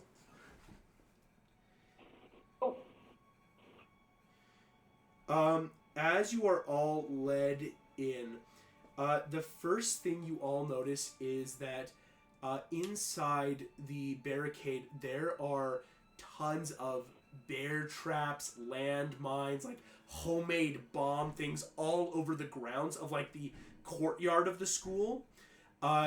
It's easy enough to step through. Again, you realize these are built for like troll traps in mind. Like a human being, even Jim, as kind of like large as you are now, can kind of easily enough avoid them. But if you're like a big, hulking, 10-foot tall, like Arg could not carefully get through without having to stop. Coach Lawrence brings you all into the school through one of these side entrances. Kind of like does a quick double wrap on the glass pane, and the door unlocks. Jim, you are greeted with Steve Palchik, your old bully, who is wearing the full Arcadia Protector uniform, black biker helmet, black face paint, black t-shirt, has like bronze knuckles on, and like has this freaking like wicked baseball bat with a bunch of nails. "All right, Coach. Yeah, what?" It sees you, tries to like start swinging at you, Jim. Just immediately, Coach Lawrence grabs you. "Stand down, Steve. Stand down. Down. Huh. This is Jim. This is Jim Blake Jr. and a bunch of weird, freaky friends and animal pets." I'm an alien. You see Coach Lawrence kind of, "Holy shit, you're an alien." Yeah, no, for real. Wait, no, hold on. Aliens are real now, too? Oh, yeah. I'm surprised by that. Angels and demons are real, too. You know what? I believe you. All Kevin blew up my planet because... Well, he blew up the planet next to mine. Whoa. Because Michael made a mistake. You say You're this... gonna fry plane. Puss in Boots and RJ, you kind of notice, like, Coach Lawrence, his mind is slowly being blown as this dude is just like losing brain cells hearing this. I hop on his shoulder and I'm like, it's okay. Just screams. Do you need an emotional support guy? Pussy Boots, as Meow? you say this, Yeah. you look over, you see the bully Steve is sitting there, and plus you actually realize when Megamind said alien, Steve kind of goes, I think I'm dating an alien. And like doesn't say anything else. Shout out to Troll Hunters. Watch the series. It's absolutely hilarious. But Okay. all of you are led in. You see Coach Lawrence is like, all right, talking raccoons, talking cats, and Jim's a monster. I'm just gonna turn to him and be like, only you can hear me. And Coach I'm Lawrence, messing with you. Everyone can I hear want you. to say that the way that they don't, like, in a Just chat as where it's only him I can am hear me. always. You see, I want to Coach, get disadvantage if this is the role. Just be like No. everyone. I don't want to be noticed by anyone when I say RJ, you just fall. Yeah, Roll a stealth check then. this dude straight up believes you're like his personal little like raccoon guide animal. But who knows? that. I'm going to ignore Okay. that one. Deep breaths, coach. Okay. We're okay. Let's get you Okay. in. Come on in. All right. Well. All right. Welcome to the human resistance. We call ourselves HR. I like it, coach. Eventually, you are led through the halls of your old high school. Jim, peering in rooms, you see the chem lab is now like a bomb station. Like people are building like bombs and corrosive acid traps for gum-gums. You walk by like English classrooms where people are sharpening like big old stakes and swords. Like Coach Lawrence turns, all right, Jim, I'm glad it's you, but yeah, we definitely need to take you. Big boss definitely wants to see you. They said if anyone knew where Jim is, that they need to see you. Don't worry, you'll be happy. Oh, I know where Jim is. Good job. You see, And you know where Jim is too now, so I guess I need to see you. he said, wait, but no, I'm talking about our boss, the HR boss. Yeah. So who's the boss? We gotta go talk to Um, HR. As Coach Lawrence has led you to the principal's office, pushes open the door. Don't worry, Professor Strickler, we found him. As Jim, I'm gonna set my daylight just to be safe. Mr. Strickler. Mr. Strickler, is standing before you. You pull out the sword. You see Coach Lawrence just goes, holy crap, that's a good sword. It's like, Strickler stands. All of you see a thin man, gaunt face, hair pulled back simply. He's got a tweed kind of jacket on. But as he stands there, all of you immediately feel that apprehension. That, let alone if Jim hadn't pulled that sword, all of you feel almost an unease. Ah. Welcome. You see Strickler turns. Thank you, Lawrence. Please, go back to patrolling the perimeter. I will speak. Oh, stay here. Stay here, coach. You see Coach like goes, looks at Jim like, I'm not sure if I should be listening to any of you. Coach. Strickler, do they know what you are? You see Strickler, I am the leader of the human resistance, James. I simply am trying to help. Go ahead and give me an insight check, Jim Wick Jr. He's just being sneaky, or is he actually trying to help? Exactly. No, yeah, insight check of like... Oh, 18. 18. Something in Oh my Strickler's eyes Yeah. does seem like I'm trying to help, don't freak them out. Alright. I'm gonna dispel daylight. You dispel, your sword vanishes from your hand. Lawrence, alright, no, I better get back to perimeter watch. As he will close the door, Strickler kind of like, thank you, young Atlas. I think Don't call me that. Where's my mom? Very well. You see he stops. I believe you've brought friends. I am not acquainted. My name is Walter Strickler. As he kind of like gestures towards RJ Puss, Megamind, you three. I was James' teacher here. Assassin. I never had any intention of harming you until you tried to harm me. Oh, please. Alright, what are you actually doing? What's your goal? See, Strickler, my goal is to prevent the destruction of the world, Master James. Okay. Fair enough. What do you get out of this? Not dying. I know you hate me, Jim. And you have reason, but you may not choose to believe me. I do care about Arcadia and its inhabitants.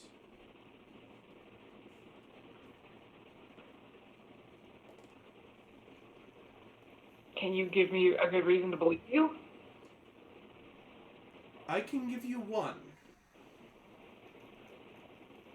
Your mother.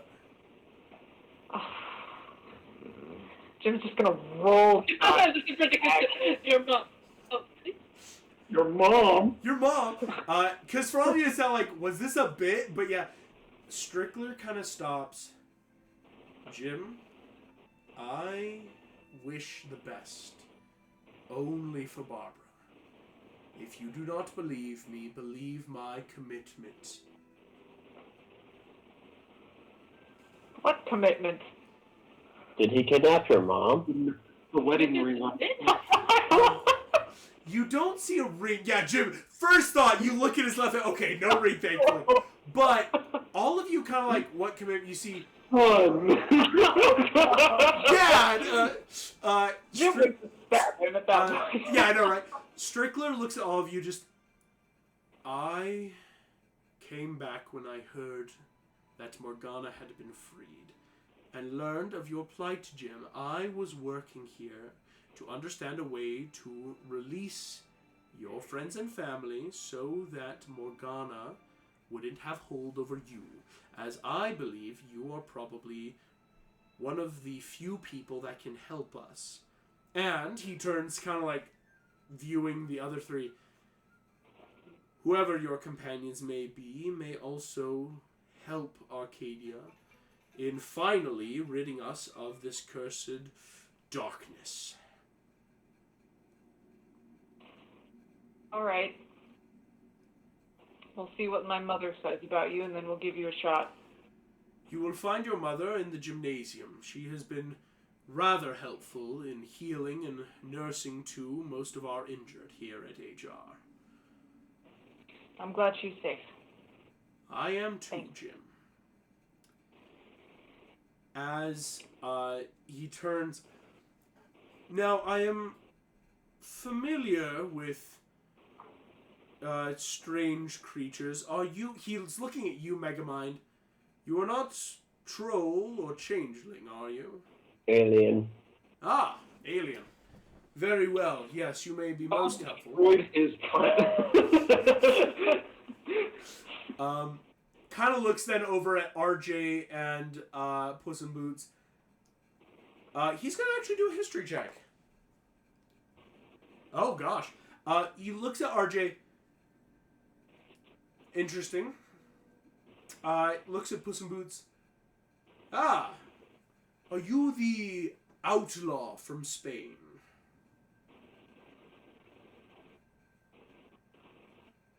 I'm stronger. I am here with Puss in Boots. Nice to meet you. You see Strickler kind of gives a bow of the head as you do a little flourish. Yes, I have heard of your exploits, Master Cat. Thank you. I worked hard to explain. Would it be Master? That's not the right word. Yes. As he turns, you see he goes, opens the door of the office. Please, Jim, go to your mother, ensure that she is safe, but then let us talk about battle plans. Okay, bye. You see, as you all leave, Maybe it's your just imagination, but Jim, you swear you hear Master Atlas, young Atlas, one last time, but when you turn, the door has closed. And all of you can continue on to the cafeteria. In the cafeteria, there are a lot of cots, a lot of areas. People are moving back and forth. The first thing you see, Jim, is your mom is standing over a couple cots. You see she's helping bind up a different kid's arm. You think he used to be in, like, your algebra class.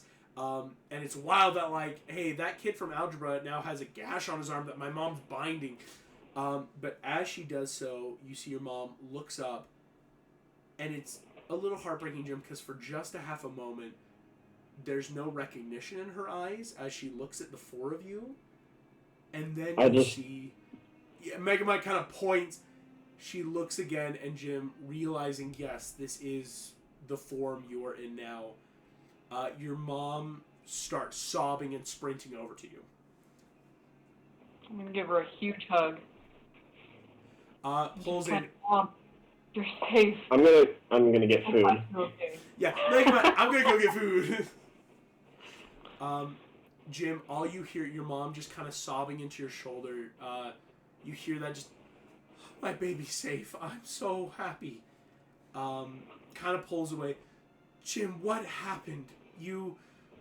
We were trapped in this crystal for so long, and then suddenly we were freed, and I made my way here. Are you okay? I'm fine. Don't worry about me, please. I'm so sorry that you were in there for so long. You're okay. She breaks down again. Just, I am more happy that you are okay. I don't care how long I needed to be there, as long as you were okay. Yeah, I'm completely fine, Mom. No wounds, no broken bones. I'm okay. None? You see immediately she starts checking. Okay, she kind of like looks, Megamite, you're off, like, there's a ration table where, like, you look over and this lunch lady looks up. Are you part of HR? Yep. Slam some cream corn rations on your plate. You ever hear about a union? Oh my gosh. You see, teacher's she, like, union? stops, Good boy. takes a big drag cigarette. Honey, I've been in the union since '98. That's what I'm talking about. I dap her up. Lunch lady. Daps up, this lunch lady's like, hell yeah. Move along. Megamite, there is a line forming for their daily rations. Plop in cream corn. We cut back, Jim, your mom does that once over. No broken bones. Tell me what happened, and who are these people?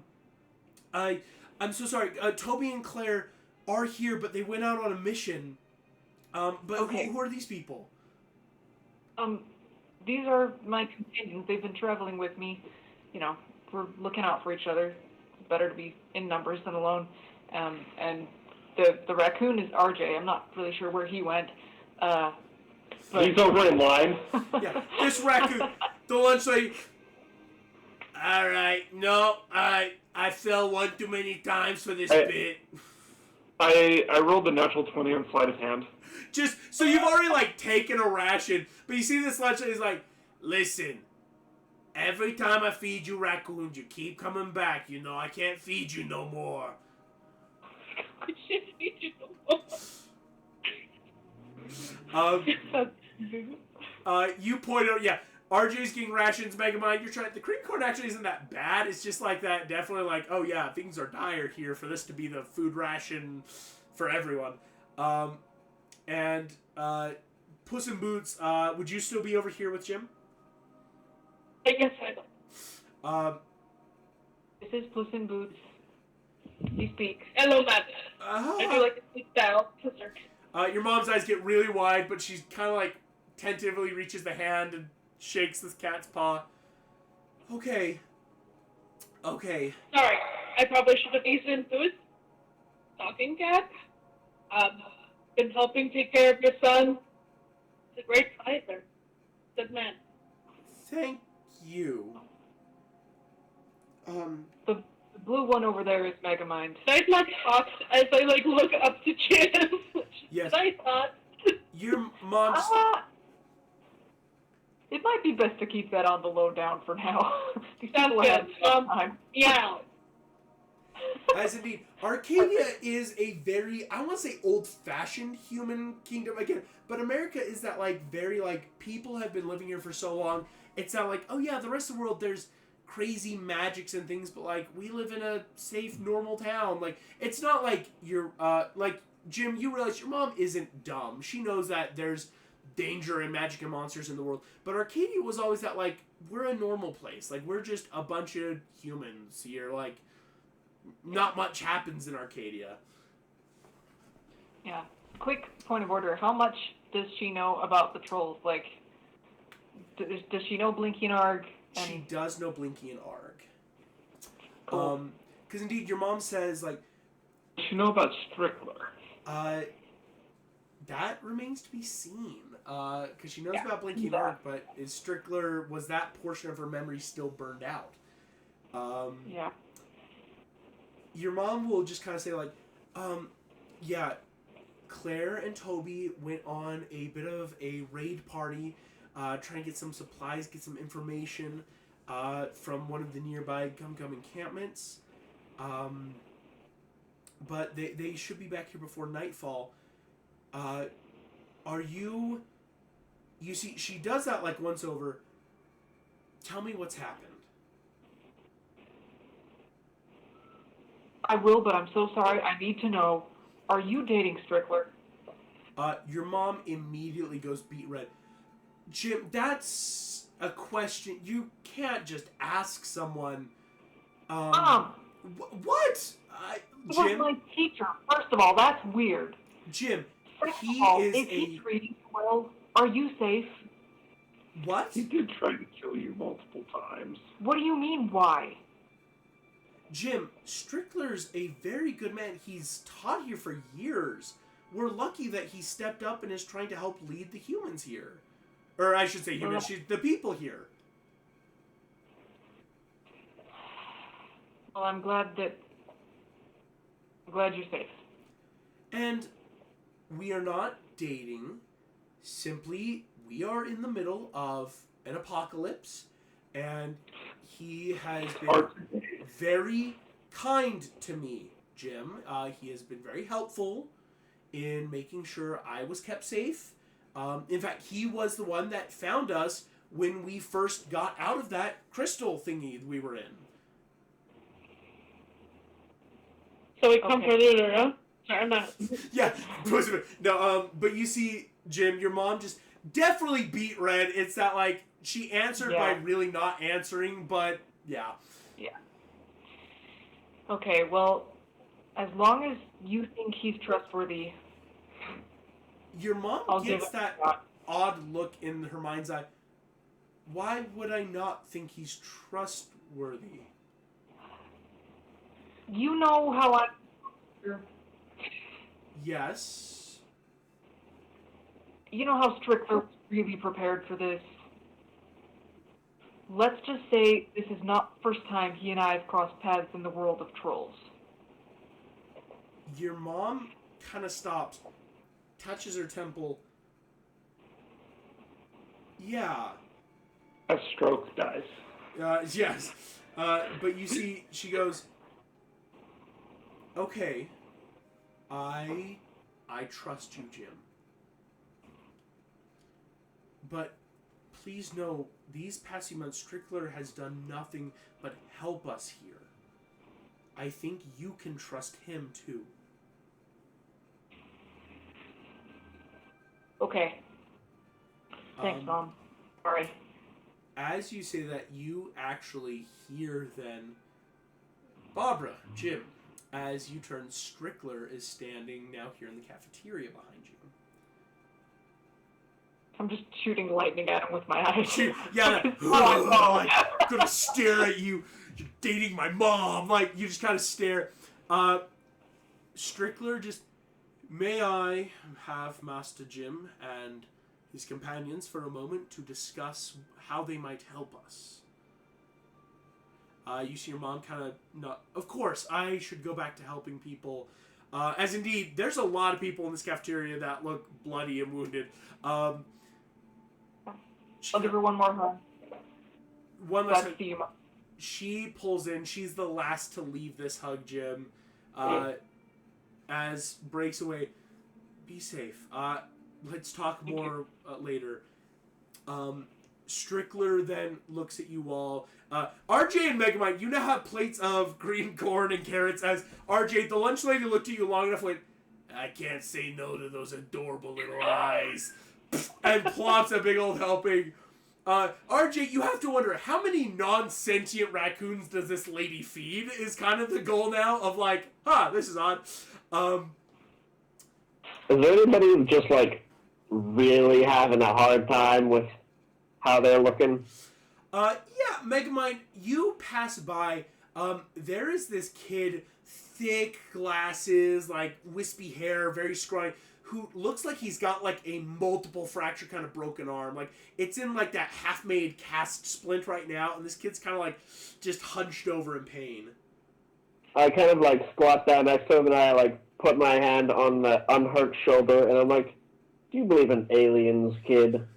Oh my gosh. This kid looks up, wide-eyed suddenly, as this freaking alien just leaves down. And then I'm going to be like, watch this. And then I'm going to cast Healing Word on his arm. You cast Healing Word on his arm. Bends his arm, like, flex finger. I knew it. Alien magic. I'm going to stand up and walk away. As you As I walk by, I'm like, I've seen weirder things.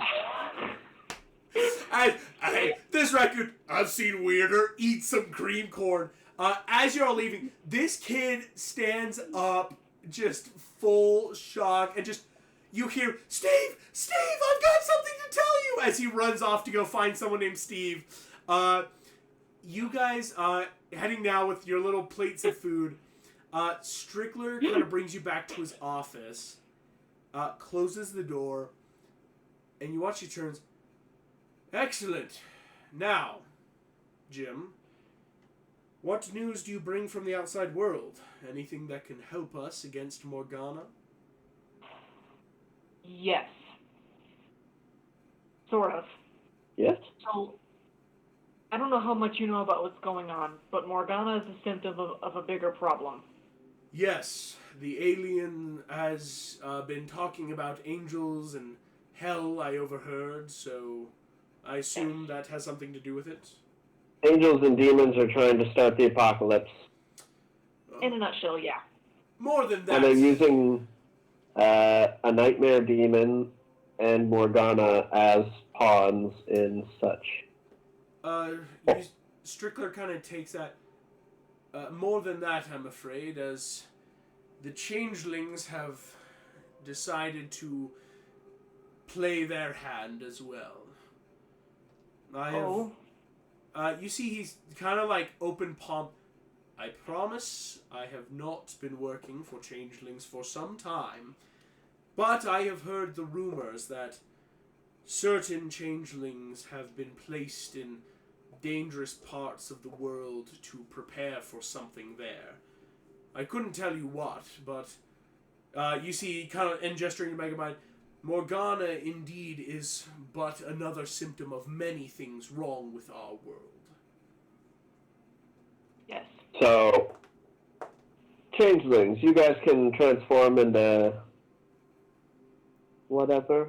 You see, he goes, not entirely. As all of you watch, Strickler kind of hunches his back as he kind of arcs neck upward. His skin ripples and changes, becoming green reptilian. Small wings kind of sprout and grow as this very demonic-looking changeling, but definitely not like demons as you guys have seen. Really impress him with our watches.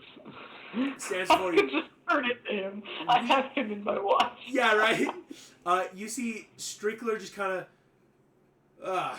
we are creatures of Shadowfell. We do not exist in many forms. Merely we take one form in our lives, and, well, we inhabit them to meet the darker ends of our queen. Gotcha. You see, he, like, ripples back into his human form, but of course I do not wish to alarm the nice humans here, so I stay like this. For the best. You look better there. Strickler kind of looks at you, Puss in Boots. It is not a happy life for a changeling, but yes, we have some magics if we need to don a quick disguise, but nothing permanent besides the bodies we are born in. But of course, that is why I'm worried, Jim. Morgana is not working with our changeling queen, nor is she working with the higher powers, as you have suggested. To my understanding, Morgana is seeking her own powerful army. She takes in defectors. The Gum-Gums and changelings you see are not part of the larger wholes, merely her own army. Interesting. We're not wholly sure what to do directly about Morgana, but we do have some plans coming into place that could ensure some greater safety and enable us to do some more things about Morgana. You see, he kind of like sits in this office chair. Would you mind elaborating, if this sounds promising? I can't say too much, but sometime very soon we are going to connect with some of our other allies who are going to help us obtain some very powerful magic amulets that will hopefully shield us from the eyes of the angels and the demons. Strickler's gonna insight that. Holy cow, that's a nat 20. I just believe that you said you can't say very much, and then said quite much indeed. Well, I don't want to tell him that we're going to Troll Market or that Merlin is alive. I don't want him to have either of those pieces of information. And those are kind of like the bigger, finer points. You see Strickler's eyes kind of narrow. Amulets to prevent yourselves from being seen. Do you speak of the famed Enochian amulets lost to time? Never heard of them. RJ goes, no. Wait, that's too far. That's crazy talk. It's crazy. You see, Strickler, of course it's crazy. Last I'd heard, those amulets were lost back in the time of Camelot.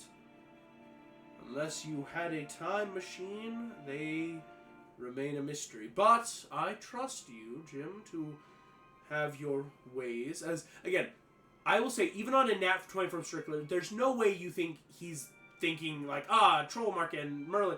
It's just more that, like, he definitely is that kind of, like, knowledgeable enough guy to be like, is that their plan? But you see Strickler kind of leans back.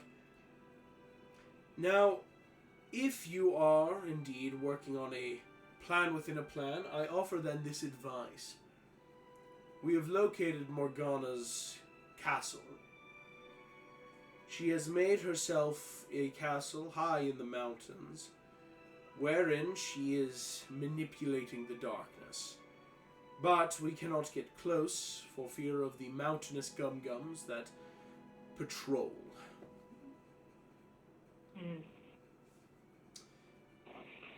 Okay.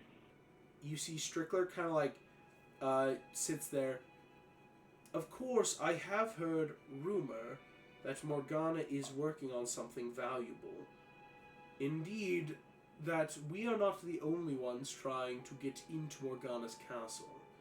Your friends, Claire and Toby, do not trust me, but from what I've gleaned from them, they have been encountering other persons trying to break into this mountainous fortress. That would make sense.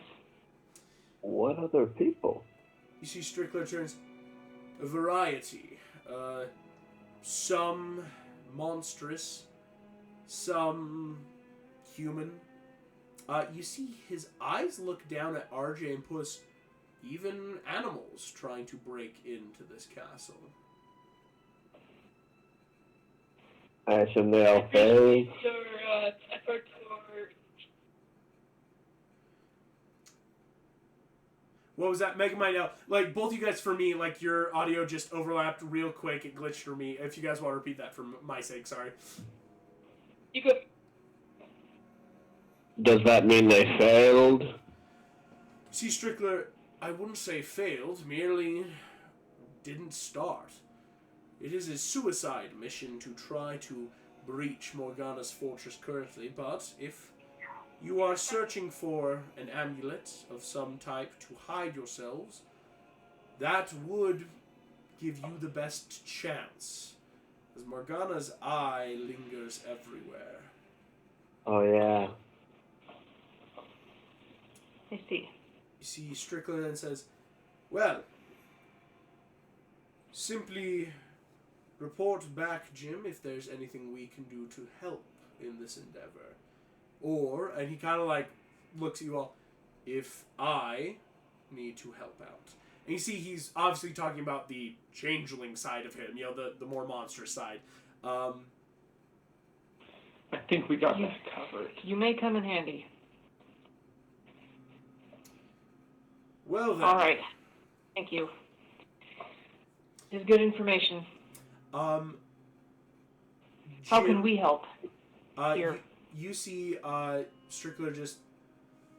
Well, we have been dealing with a problem. There is a gum-gum encampment about a mile north of the school that have been encroaching. Claire and Toby went to deal with them, last I heard, but that is all. Is that the one that I got to start a fight? That's actually a different encampment, Megamind. That encampment is about, 2 miles south of the school, because that's more towards the neighborhood area where, Jim, Toby, and Claire grew up. You see, Strickler says, this encampment has proved quite difficult, but, I assume for a troll hunter it would be no problem. So do you want us to just keep them in their borders, push them back? Kill them all. You see, Strickler kind of when RJ says kill them all, nods and goes, young Atlas, wars were not won by simply pushing back armies. Fair enough. As you say this, Megamind, you get a sending in your brain. Cool. As you receive the sending, everyone say hello to Megan. Not realizing we were going to Hello. Hi guys. Wow. It's Megan. It's Megan. Megamind, you get a sending. Hello, is this the alien? And you realize this is Merlin speaking in your brain through the sending. I've got everything ready. If you all can quickly get back to Troll Market and summon an angel by some means, I think our plan will work. Cool. Jim, do you want to see your other? We'll be right there. We'll be right there. I love the idea of sending. You just send the emoji thumbs up back to Merlin. But yes, yeah, cool thumbs up emoji. But yes, Megamind, you've got that information. I use the rest of my words on a GIF. Okay. You sending back to Merlin a gif of just a bunch of little dudes dancing, vibing and dancing. Merlin will send another sending. What the hell? And then immediately just goes, whatever. Just come back as soon as you can. Strictly Costs lots of words. GIFs. And then I do another one, but they're all homemade of just me and Minion dancing. Jive parties with Minion, raising the roof. You don't get any sendings back from this, but I think the point kind of... There was one with me and Umbrella, just singing in the rain, kicking around, and then shrinking people with the shrink gun just to have them immediately turn back because it was raining. But I just kept shooting people. Megamind, that was the gift that I sent. You send these gifts off to Merlin, and eventually you get a magical ping. Sender has turned off notifications. Like, some magical arcade, like, I've turned off my red receipts. As you're all seeing here, you see Strickler turns to you, Jim. So yes, when you have time, if you want to go meet up with Claire and Toby near the encampment. But of course, you have your amulet idea. And you see, once again, it's Jim. Strickler has always been that frustrating. He just loves to, like, read you like a book. So again, it's that, like, you see Strickler is just slowly starting to piece together, like, what exactly you guys are up to, even though you're not saying. And so just, like, fare you well. And Strickler kind of, like, gestures you guys out of his office. So here's what I'll ask you guys. Do you want to go back to Troll Market to meet up with Merlin to get that handled? Or do you want to try to head off to whatever encampment of Gum-Gums there were that Strickler was talking about? Theoretically, the Merlin mission won't take any real-world time. Right, Yeah. that's what I'm thinking. It won't take very long. So I kind of want to do that first before we go announcing our presence to the whole city. Because that's that passive. The second you start fighting Gum-Gums, word spreads like wildfire of like, heck, the Troll Hunter's back, and they've got a talking raccoon, talking cat, and a blue dude. Like, once you guys start fighting... The most important part of that. The most... Right. Well, but yeah, it's very much that, like, hey, if our thing with Merlin can be done quick, and, again, using magic, it shouldn't take real-world time. You guys head off back to Troll Market then. First, though, I want to leave my... I can't remember what they're called. The Goodney box. The bombs. Dorkstones. Yeah. Yeah, those. I want to give money to my mom and tell her how to use it. Say it's a gift from Blinky and Arg. There's only one, so use it wisely. Your mom takes this.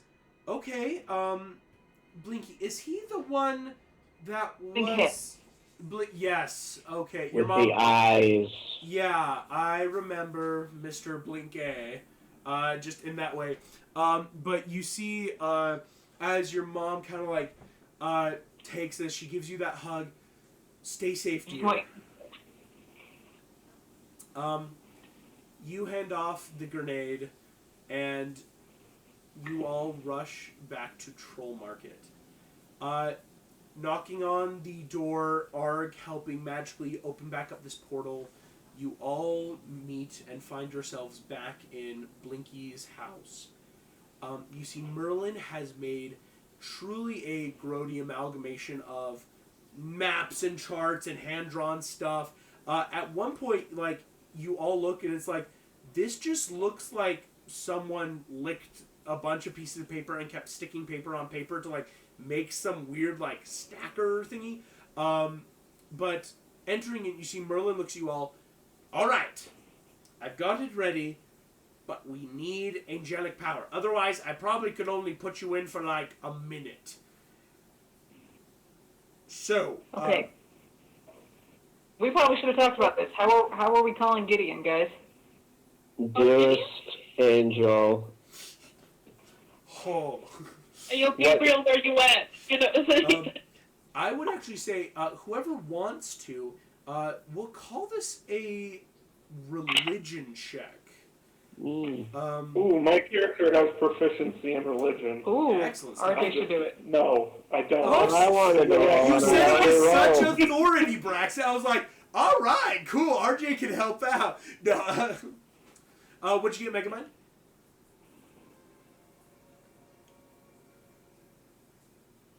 Can you guys see that? Is that a nat 20? Yeah. My gosh. You love to see it. Puss in Boots, I know your religion check is loading right now. yeah, it's still rolling. You call out. Yeah, Megamind, you just straight up, put your hands up.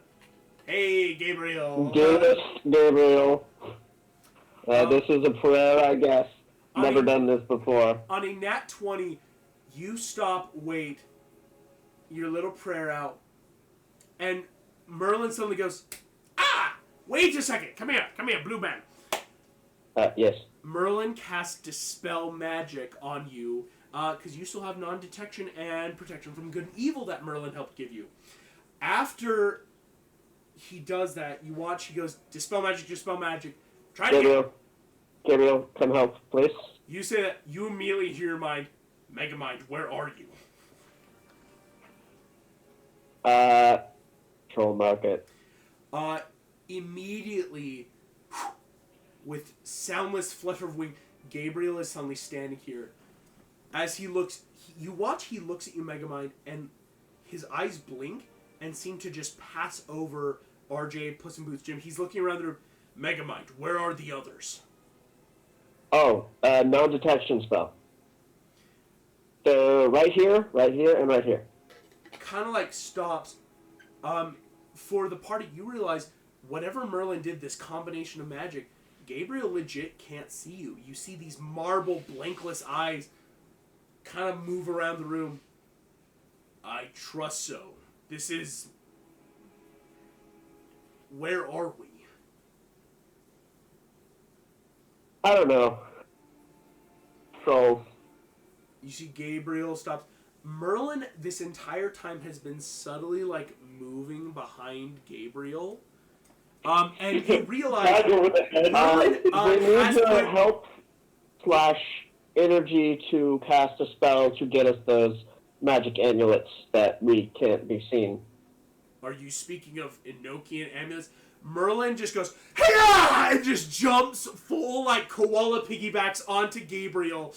Gabriel immediately freaks out. An invisible person just, what? As Merlin Merlin! Yes! We don't have to attack him. Merlin had shoved He's 2 on our fingers side. in Gabriel's mouth and was like, oh, I thought this was like an angel you wanted to cube.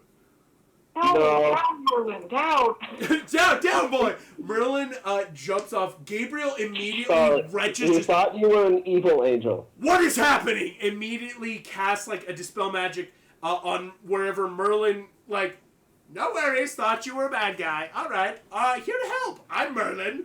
And Gabriel just like, why do you need me? What is happening? Okay. We are going... The Enochian amulets don't exist right now. We have to go back to get them. In time. Merlin is dispelling magic, so Puss in Boots, RJ, Jim, you guys can now talk. Like, or I shouldn't say you couldn't talk before, but now, like, Gabriel can actually see you. As this happens, you see Gabriel watches you all kind of appear literally before his eyes. Back. Wait. Are you saying you are trying to send yourselves backwards in time? Only our minds. Explicitly saying that. Yeah, it's not gonna be us. We're just gonna imply it. Only our minds. Liability. And we're not changing anything aside from the fact that nobody knows where these things went, so we can take them. You see Merlin stops. And it will be safe. As Gabriel looks at you all. Are you sure this is the best solution? And you see Merlin goes, So the other seal got broken. We need to find a way to hide this one. So yes, it's our only option. And you see, as you say that, Merlin goes, right. And the longer we argue about this, the more Jim Lake Jr. is an open beacon for other angels to find him. Yes, please no. Gabriel... We should at least hide him. Immediately, Gabriel looks alarmed as hell, as his kind of clicks of like, right, Jim's the next seal. Can we put the magic back on Jim, though? I thought we didn't take the magic off of Jim. That was dumb. Merlin did dispel everyone. Merlin did dispel everyone. And so you see... something else here.